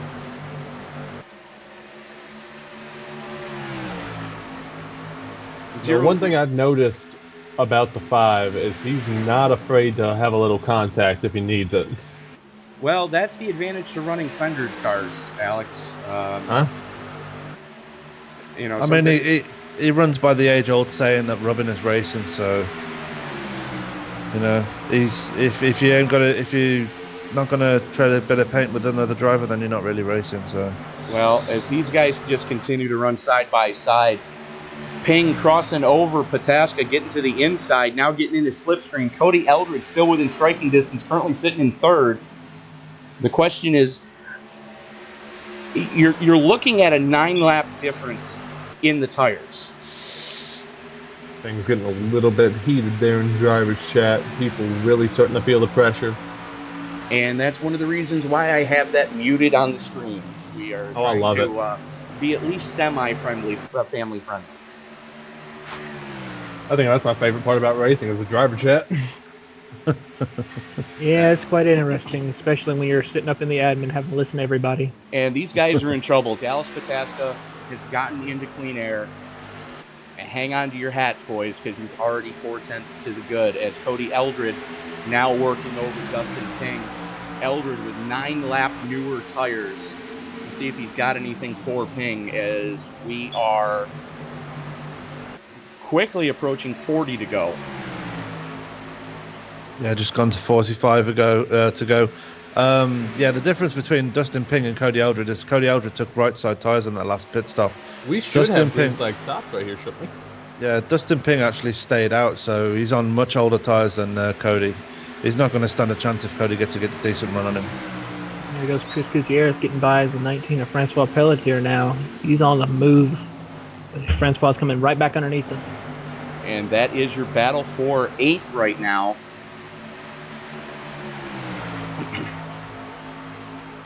Pelletier got that Gold Club Camry from 2 laps down back into the top 10.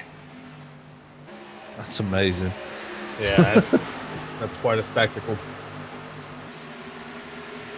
Definitely some talent in here on display. As Eldred goes to the inside of Dustin Ping. Eldred up into second now. Does he have anything for Pataska?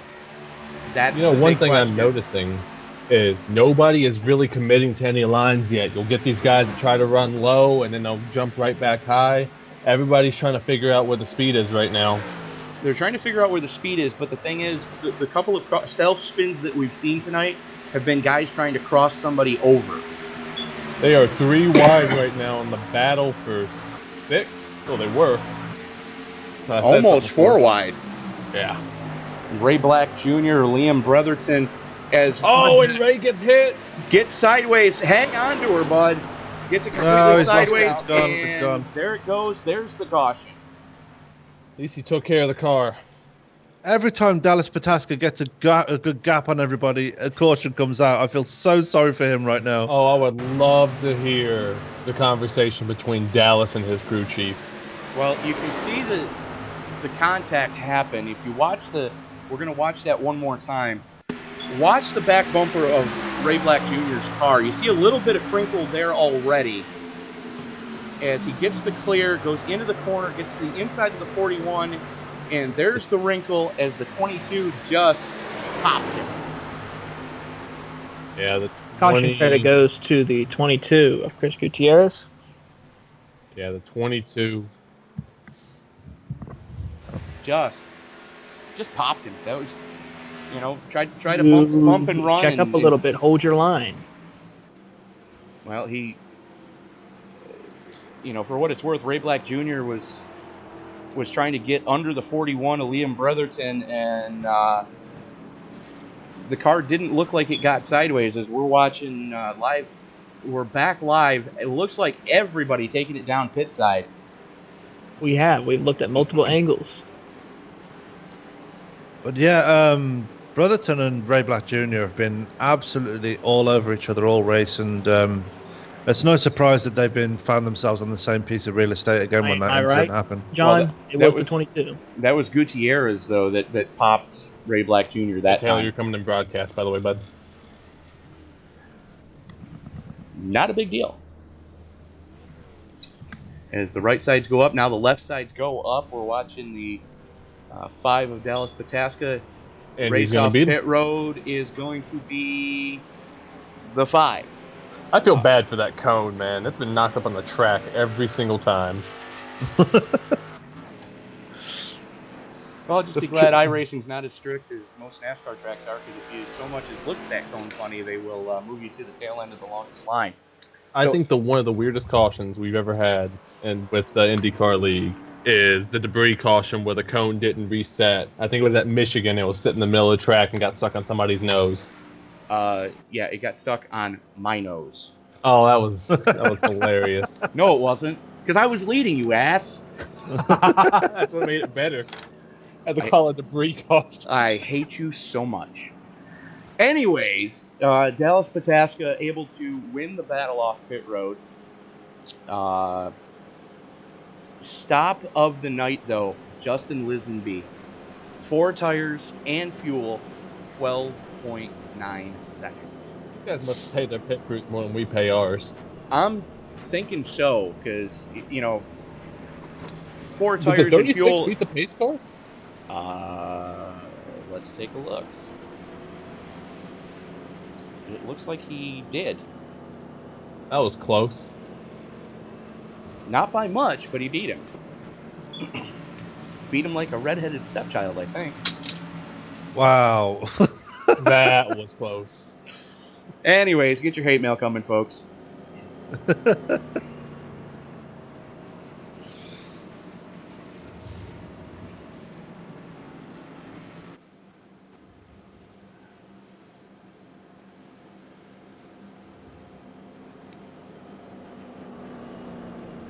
So, Taylor, if you got a second, we're being asked in the stream chat, how does one go about joining this league? Is it possible to run part-time? And where are you guys running next Monday night? Well, give me one moment, guys. I'm handling something right quick. Fair enough. No rush. We'll go over that all at the end of the stream here and the end of the race. All right. So, I want to thank everybody for watching, and I'm being scolded by the driver of the number 82, Mr. Mark Vega. It is Mark the Boss Vega. So, Mr. the Boss, which lights are out on the pace car, and show me something, Vega, is all I got to say.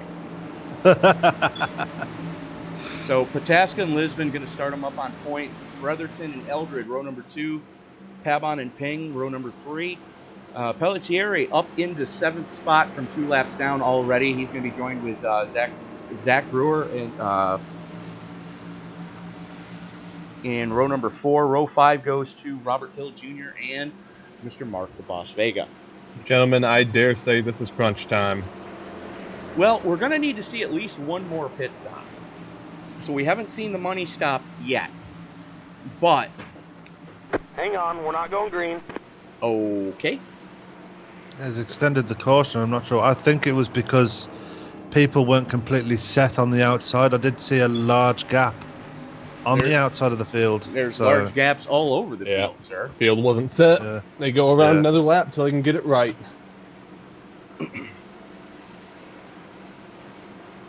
So Ray Black Jr. Having a horrid pit stop. Not the worst in history, but definitely not the stop he was looking for. Now, here's 17.5, and he's back in 11. Wow. They just changed the decision on the caution.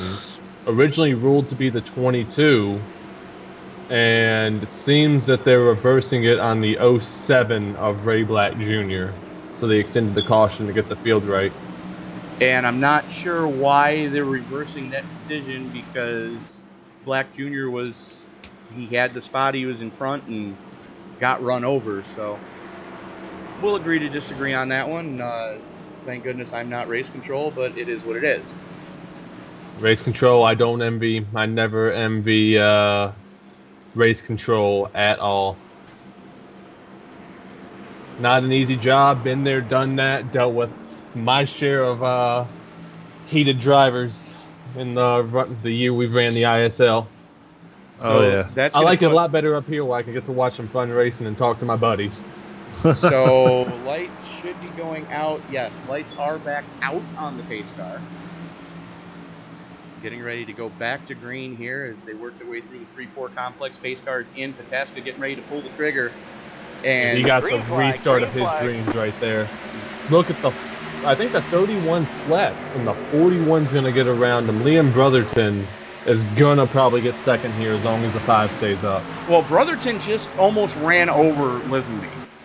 If you saw that on the original start, Brotherton had to actually check up to avoid killing Lisenby. It almost, I'm wondering if he missed a shift or didn't have it in the right gear, or That's a possibility as well. And Brotherton now setting his sights, starting to reel in Pataska. Brotherton been fast all night as well as Justin Lisenby, but he's still struggling as Cody Eldred begins to run him down. Everybody getting strung out a little bit. Right now, the battle is for 10th. You see, okay. Somebody's glitching. Yeah, big time, 3 22. wide. Good grief. Almost 4 wide. Almost 4 wide, but the 22 of Gutierrez wisely checking up. And Gutierrez is blinking worse than a fat kid with lemon in his eye. What? Where do you come up with these two? Get your hate mail coming, folks. God, love it.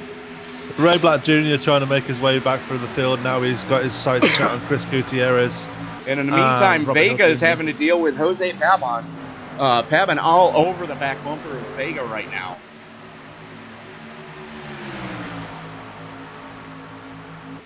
And that is your battle currently for 7. And the 88 goes low on Mark Vega, and I think he's going to clear him right here in the corner. Well, they're Side by running side as they go into it. side by side, and the last person that tried to pass Vega on the low side found out that he's not going to give up that easy, as Vega continues to keep it wound up on the high side. Now, I want to take note of what Vega did in that turn there, and you notice he pretty much got right on him trying to side draft him. Well, he tried drafting him and pinching him down coming through the trioval.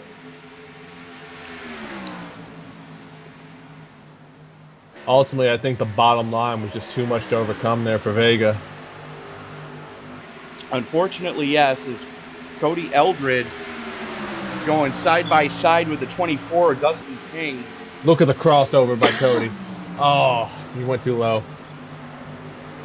And here comes the 31 of Lisenby back on Cody. That's your battle for 3rd, really heating up right now. Don't discount Francois Pelletier. He's absolutely firing his way through the field again. He's back up to 6th place. And yeah, he's on fire right now. He wants to get back up there. He is, and he is starting to reel in this battle. Pelletier currently sitting in 6th, starting to reel in Cody Eldred, who currently sits 5th at the tail end of this little group right here. Eldred starting to fade. Pelletier coming with a head of steam, about 5 car lengths back. In the meantime, Pataska and Brotherton have checked out. 1.3 seconds from Brotherton to Ping, and only 0.3 from Pataska to Brotherton, and that gap is holding steady.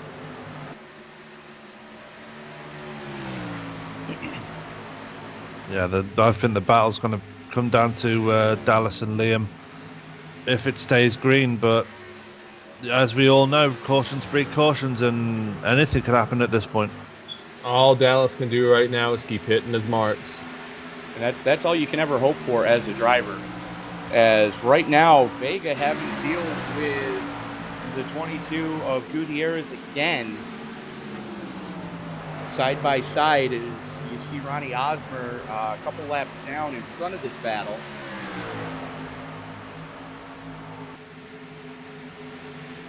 And you just saw the 07 of Ray Black Jr. already back up into 11th spot. Now sets his sights on Vega. Yeah, he is fast.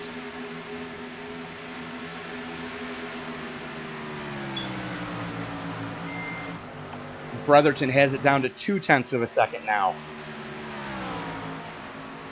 Starting to reel in ever so slowly, Dallas Pataska.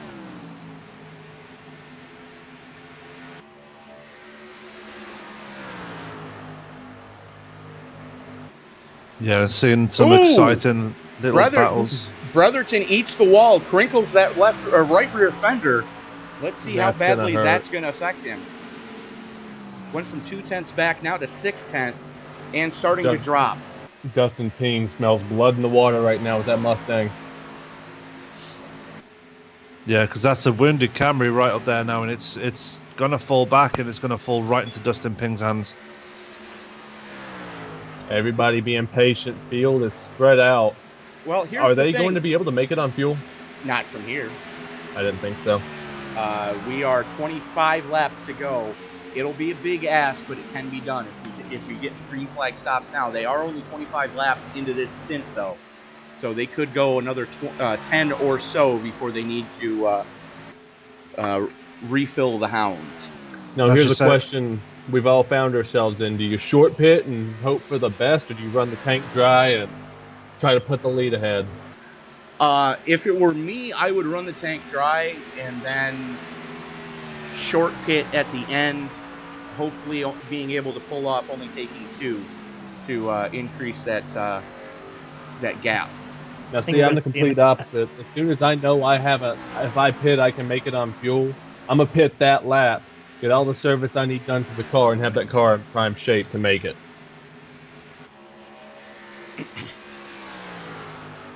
Well, 6 to 1, half a dozen to the other, I guess, is what we're seeing. And it doesn't look like that crinkle has hurt Brotherton that much. I mean, yes, the initial hit slowed him down a little bit, but he's holding court at 0.6 seconds steady right now, trailing Dallas Pataska, and he's still gapping Dustin Pang. How fast is the 41? He's still gapping the 24. Cody Eldred begging the 31 to get out of his way, and looks like the 19 echoing the sentiments. And Pelletieri already up to 6. Now, mind you, the 19 at one point was 2 laps down. He's now running 6, setting his sights on 4. Yeah, to go from 2 laps down to be running and being in contention for a top 5 is just amazing driving on his point. I mean, if I had to pick a driver of the day, he'd be that guy, because that was... And not only that, he started shotgun on the field. Yeah. So the driver of the Gold Cube 19 is putting on a clinic right now and showing why he is the defending series chief. It's some of the most impressive driving I've seen of this car in a very long time. And I dare say that if Pelletieri wanted to, step into a ride full time, any team in the real world would be lucky to have him. Caution's out, and it's Ray Black Jr. Oh, no. Let's take a look and see what happened. We're going to the replay. Coming through 1 and 2 here. You see... He hit the wall and just absolutely lost grip coming off of 2. And everybody behind him doing a masterful job to not make that any worse than it already was.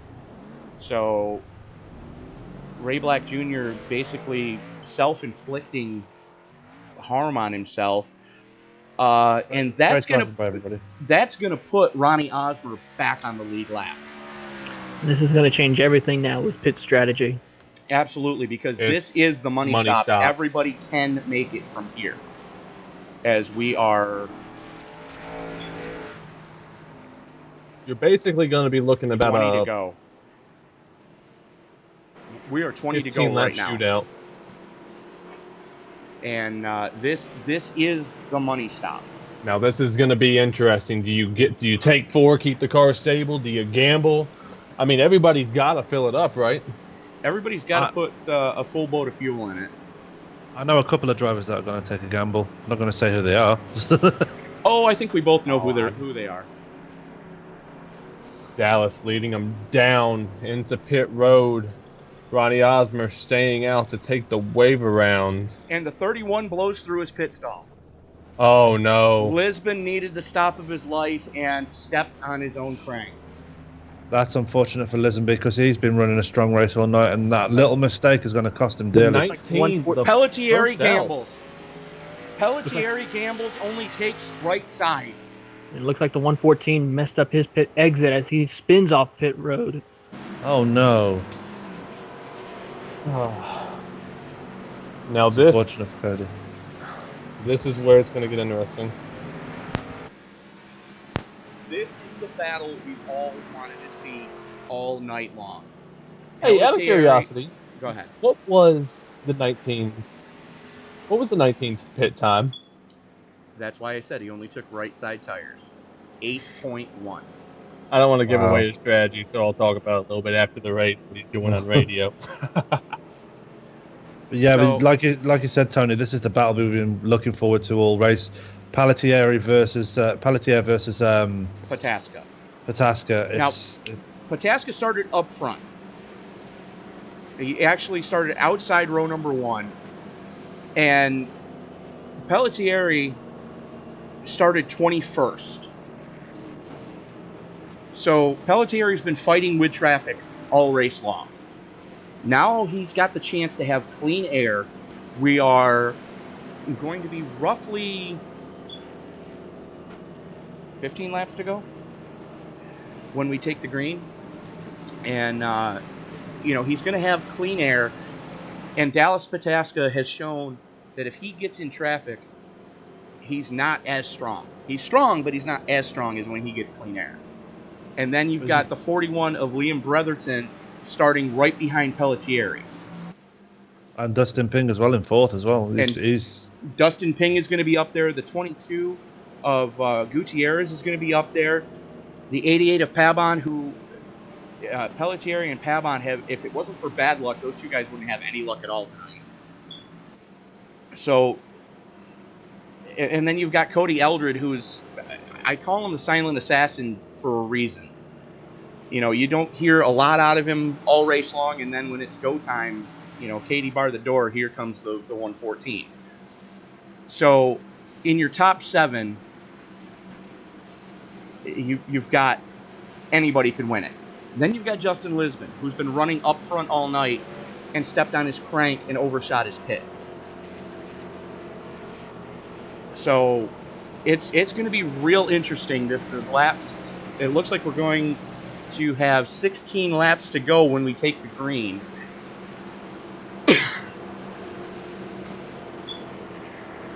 it's definitely going to be interesting this end of the race. I mean, as you say it, Katie bar the door.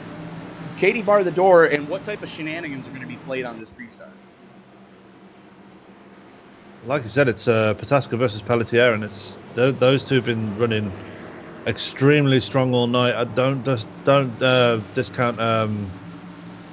Dustin Ping and Liam Brotherton as well. They've been strong all night as well. So I'm predicting like a multi-car battle.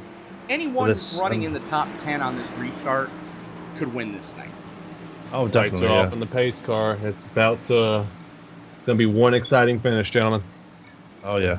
I'm white-knuckled already because I've got a death grip on my steering wheel, and I'm not even in the race. I took the liberty of taking my G27 off the desk. This is just pace cars in. Here we go. And the 19 rolls gets the start everybody wants. Pelletier Green, wasting green. no time, and Dallas Pataska not in the right gear gets shuffled. Ooh. Bretherton going with Pelletier up into second, and here comes Ping. 15 to go. Now the question is, how long are those right sides going to last them? Well, it's only 15 laps, so they should be okay at this point in the race. As that we are in wide almost three. 3 wide. Bretherton gets to the inside. Pelletier hanging strong on the high side, keeping it wound up, and he's got Pataska on his back bumper. Oh, they touch. Another coat of paint, those guys would have been in deep trouble. This is crazy to watch. This battle for the lead is really shaping up, and we were expecting this with it'll be 14 to go this time across the stripe. 24. Dustin Ping challenging. He keeps getting a run, but it's just not enough. Bretherton doing Bretherton doing everything he can to make that car as wide as possible, and it looks like right Dustin side Ping only, challenging on the inside again. and it looks like right sides only were the wrong call. Oh, the Pelletier, 41 spins it. looks like right sides only were the wrong call as Pelletieri is falling like a stone through the field. Let's watch that again.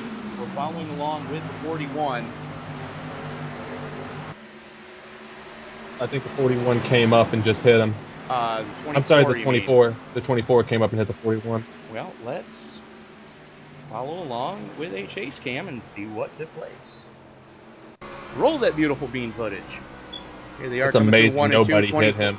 24 has the dive bomb, and yep, the 24 just was not able to hold his lane. The 40, I mean, just one of the things I want to commend everybody, nobody hit that 41. Yes, yeah. So that was a masterful driving job by everybody else. But as we watch the chase cam here, you know, you see him going into, here they are coming through the trioval. We're watching a chase cam of Liam Brotherton in the 41. Goes down onto the apron to try to protect the inside, lets it drift back up, straight as possible down that front chute. A lane and a half up. You can watch the lines on the track as he comes up and just flap, snap, see you, bye. Look at the fake pitting going on there. Just everybody, I'm not sure if they were indecisive or they just wanted to see who they could get the bite on it.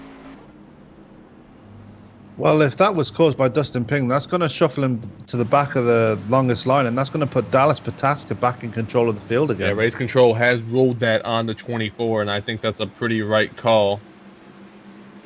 So yeah, that's going to put Pataska back in control of the field again, which is amazing considering how bad of a start he got on that last restart. Yeah, well, it's in his defense, he was starting outside row number 1, which, as we've talked over time and time again, is the most difficult spot in all of iRacing to restart from. It doesn't matter if you have triple screens. It doesn't matter if you have a VR headset.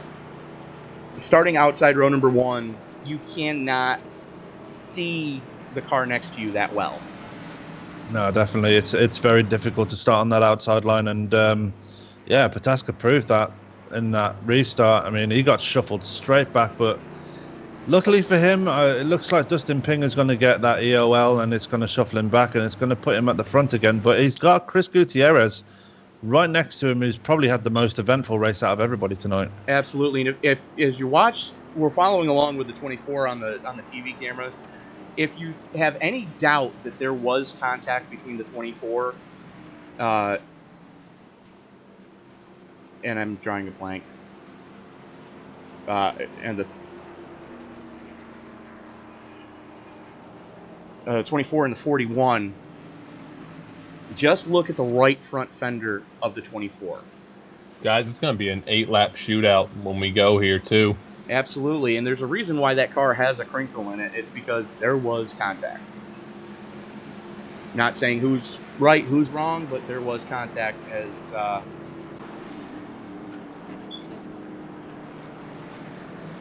being told the 24 getting the EOL, that's going to put Pataska back up in front where he is most dangerous. Chris Gutierrez going to need the restart of his life. Getting caught up in the first caution, trying to make a hole where there wasn't really one. So this is going to go, as Alex stated, I believe we're 2 to go this time, Alex? Close to it, I think, if it's not 1 to go. Hey, lights are on, so I think they called 2 to go. Looks like 2 to go, and so field's going to start to form up here. You've got Lisenby starting in that 3rd place position. I mean, he made that mistake on his last pit stop, but he's managed to recover from it well, so don't count him out at this point. Definitely don't count out the 31, and Pelletieri may have made a mistake only taking right sides because he was starting to fall like a stone. Perhaps 9 laps into this stint is going to be just what he needed to be able to get back up to where he needs to be. Almost definitely, yeah. Pataska, Gutierrez, Lisenby, Pelletieri, Eldred, Pavon, Brew, Wilson, Black Jr., and Hill Jr., your top 10. Ronnie Osmer from 2 laps down, back on the lead lap in 11. So definitely keep your eye on the 55 as well. I just want to mention about Zach Brew. He's been very quiet in this race, and he's been silently working his way up the field in that 0.5. I mean, he's been like a silent assassin all night, and it looks like it could be paying off for him. Very much so. And look who's back in the top 10, Ray Black Jr. Definitely don't count out the driver of the 0.7. And we're going to see what type of restart he can get. But Gutierrez needs to get the restart of his life to be able to hang with Pataska, to have anything for him towards the end of this race. Lights are off, and I think this is going to be the best restart right here. As it goes off, there it is. Dallas gets a restart that he's been doing so well this entire time. And 9 to go. Gutierrez missed a shift. Now has to contend with the 31 of Lisenby, and Pelletieri in the hunt as well. If Lisenby gets the apron. Oh, He managed to save it. Eldred making moves for third place now. A lot of moves for him. Eldred to the inside of Pelletieri. Pelletieri fighting back on the high side.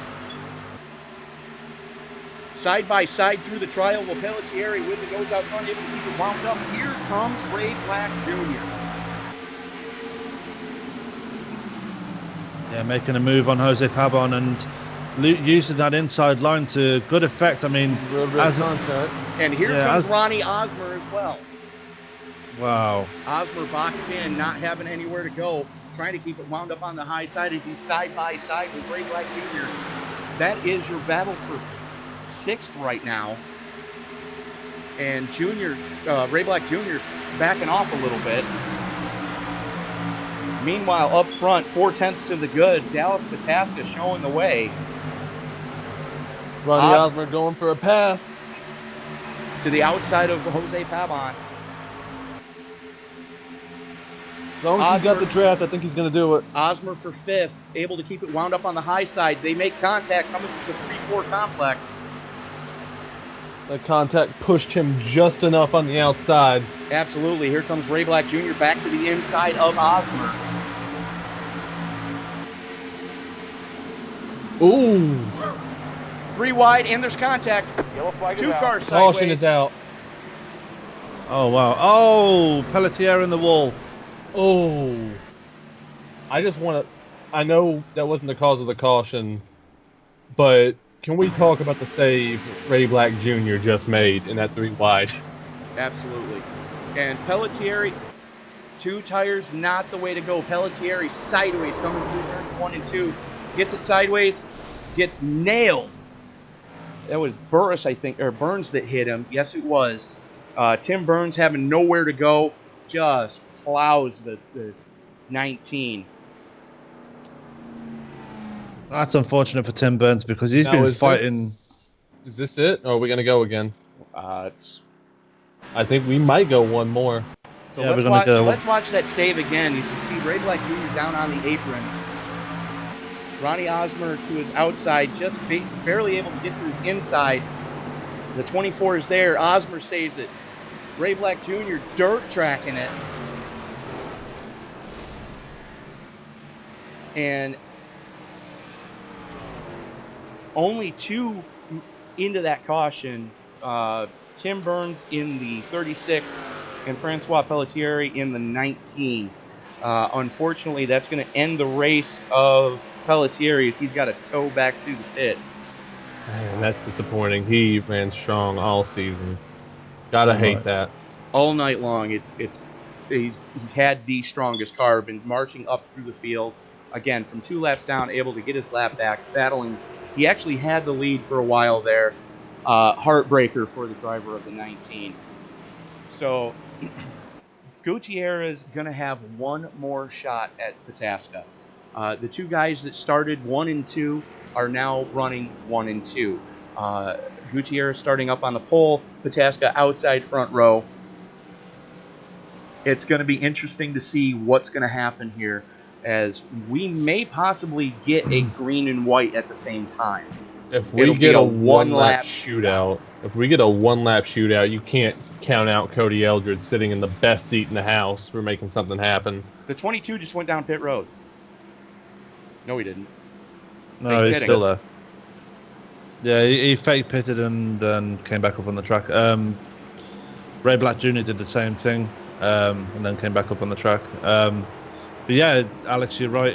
Cody's in the best seat in the house. If anybody can make something happen with 1 lap to go, Cody Eldred is that guy. I mean, Gentlemen, I think w- we're going to get a 1-lap shootout.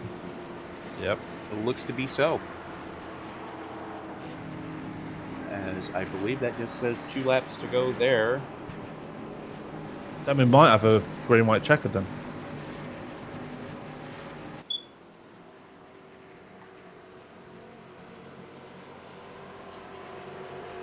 Now, gentlemen, are we doing post-race interviews?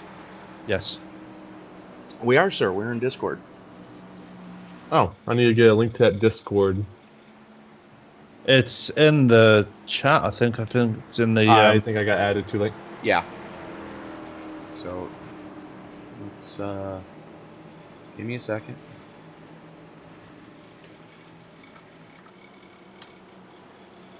I just want to say while we have the time, Taylor, thank you for allowing us the privilege of broadcasting this race. This has been a lot of fun. I'm glad. There you go, Alex. Thanks, sir. Glad you guys are enjoying it. So, just give me a few moments taking care of some business out here in the booth. And, No problem. Be with y'all hopefully at the end of the race to discuss everything. All right. So, lights are out on the pace car. Field's starting to form back up. We are going to have a green-white checker. Currently 3... actually, I take that back. Pace car lights are not out on the pace car.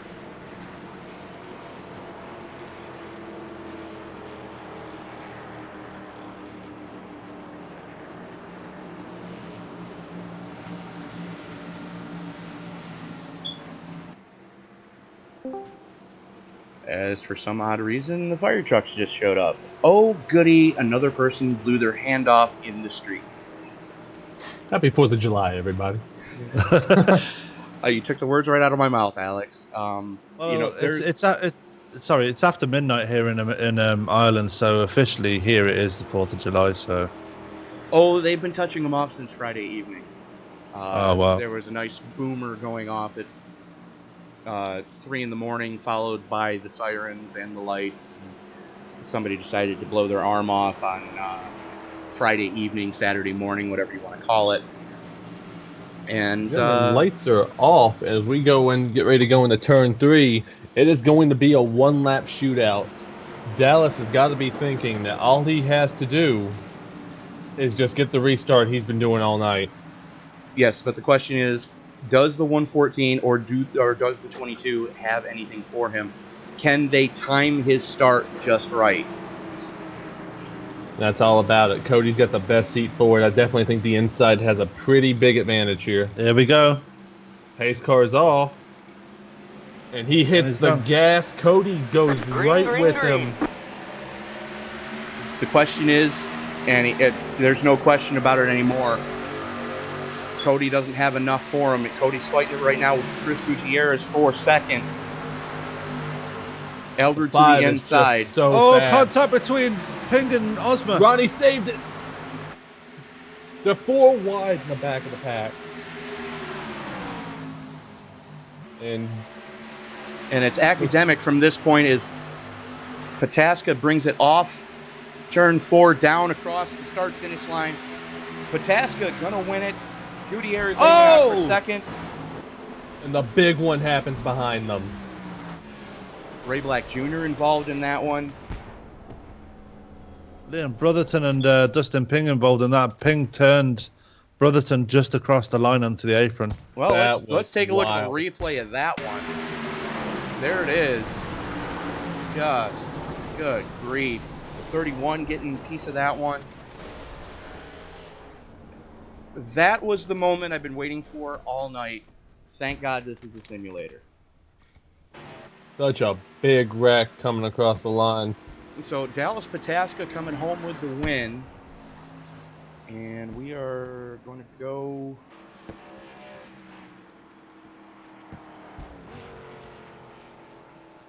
need to find the Discord channel and unmute myself.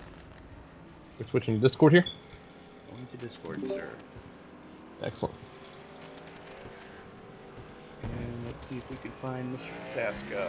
I do not see him.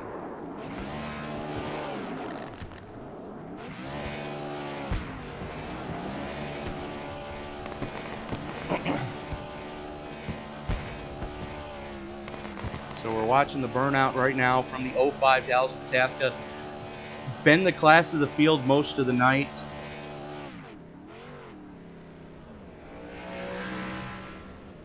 You know, able to hang on for the win. Chris Gutierrez coming in second.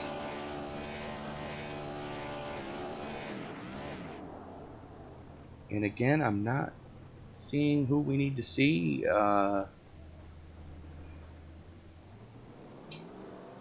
So We have Cody.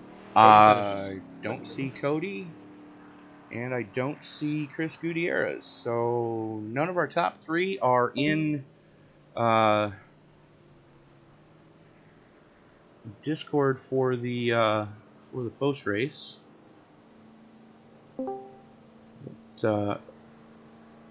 11 cautions, which artificially inflated because there were segments. 17 lead changes. Most laps led tonight, 73 laps, Dallas Pataska. Big mover of the race is Jose Pabon. Started 16th, finished 4th. So Pataska, Gutierrez, Eldred, Pabon, Black Jr., Brotherton, Ping, Brewster, Hill, and Lisenby, your top 10. Vega able to hang on for 11th. Brandon Wilson in 12th. Ronnie Osmer, after that miraculous save on the last lap, able to hang on for 13th. Francois Pelletieri, 5 laps down, just a heartbreaker there for the 19. Tim Burns retiring early. Sam Harris retiring early. And Jonathan Medeiros retiring early.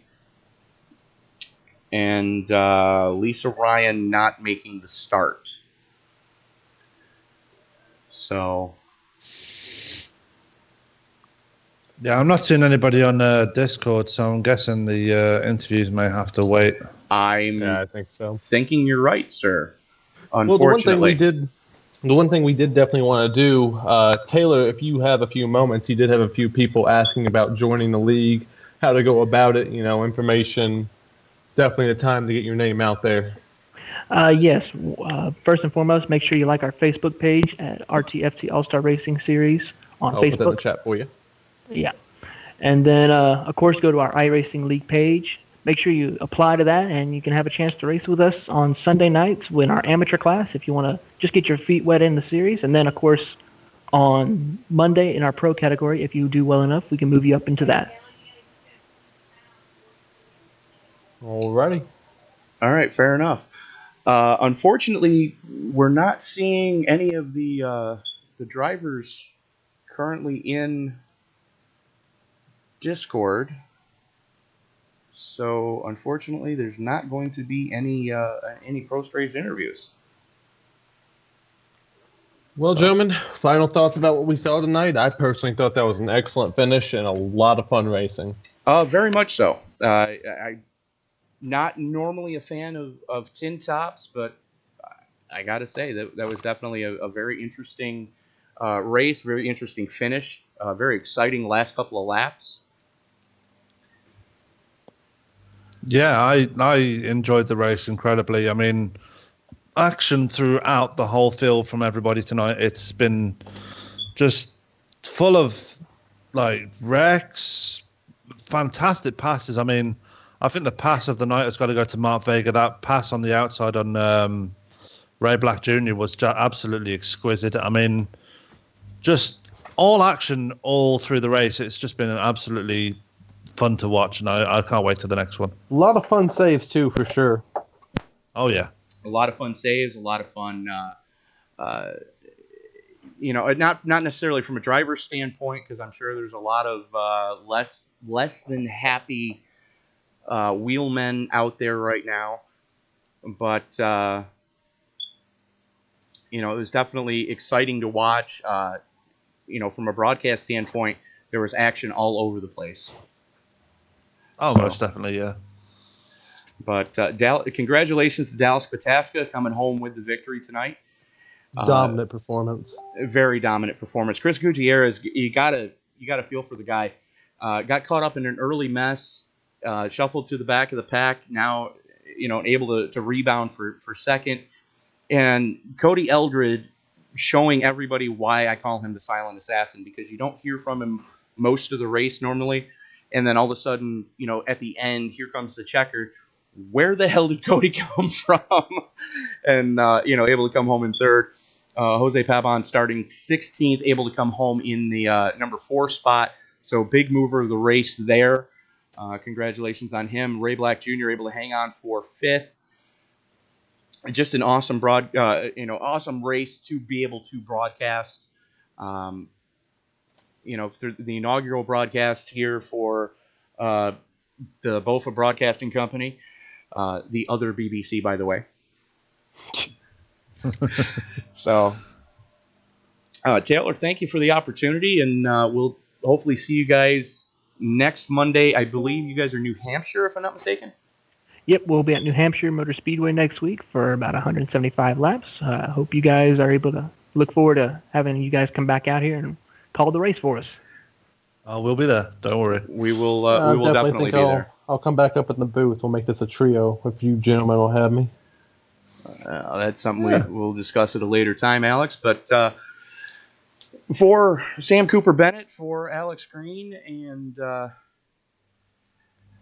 for Taylor Burris, I was trying not to burp on stream.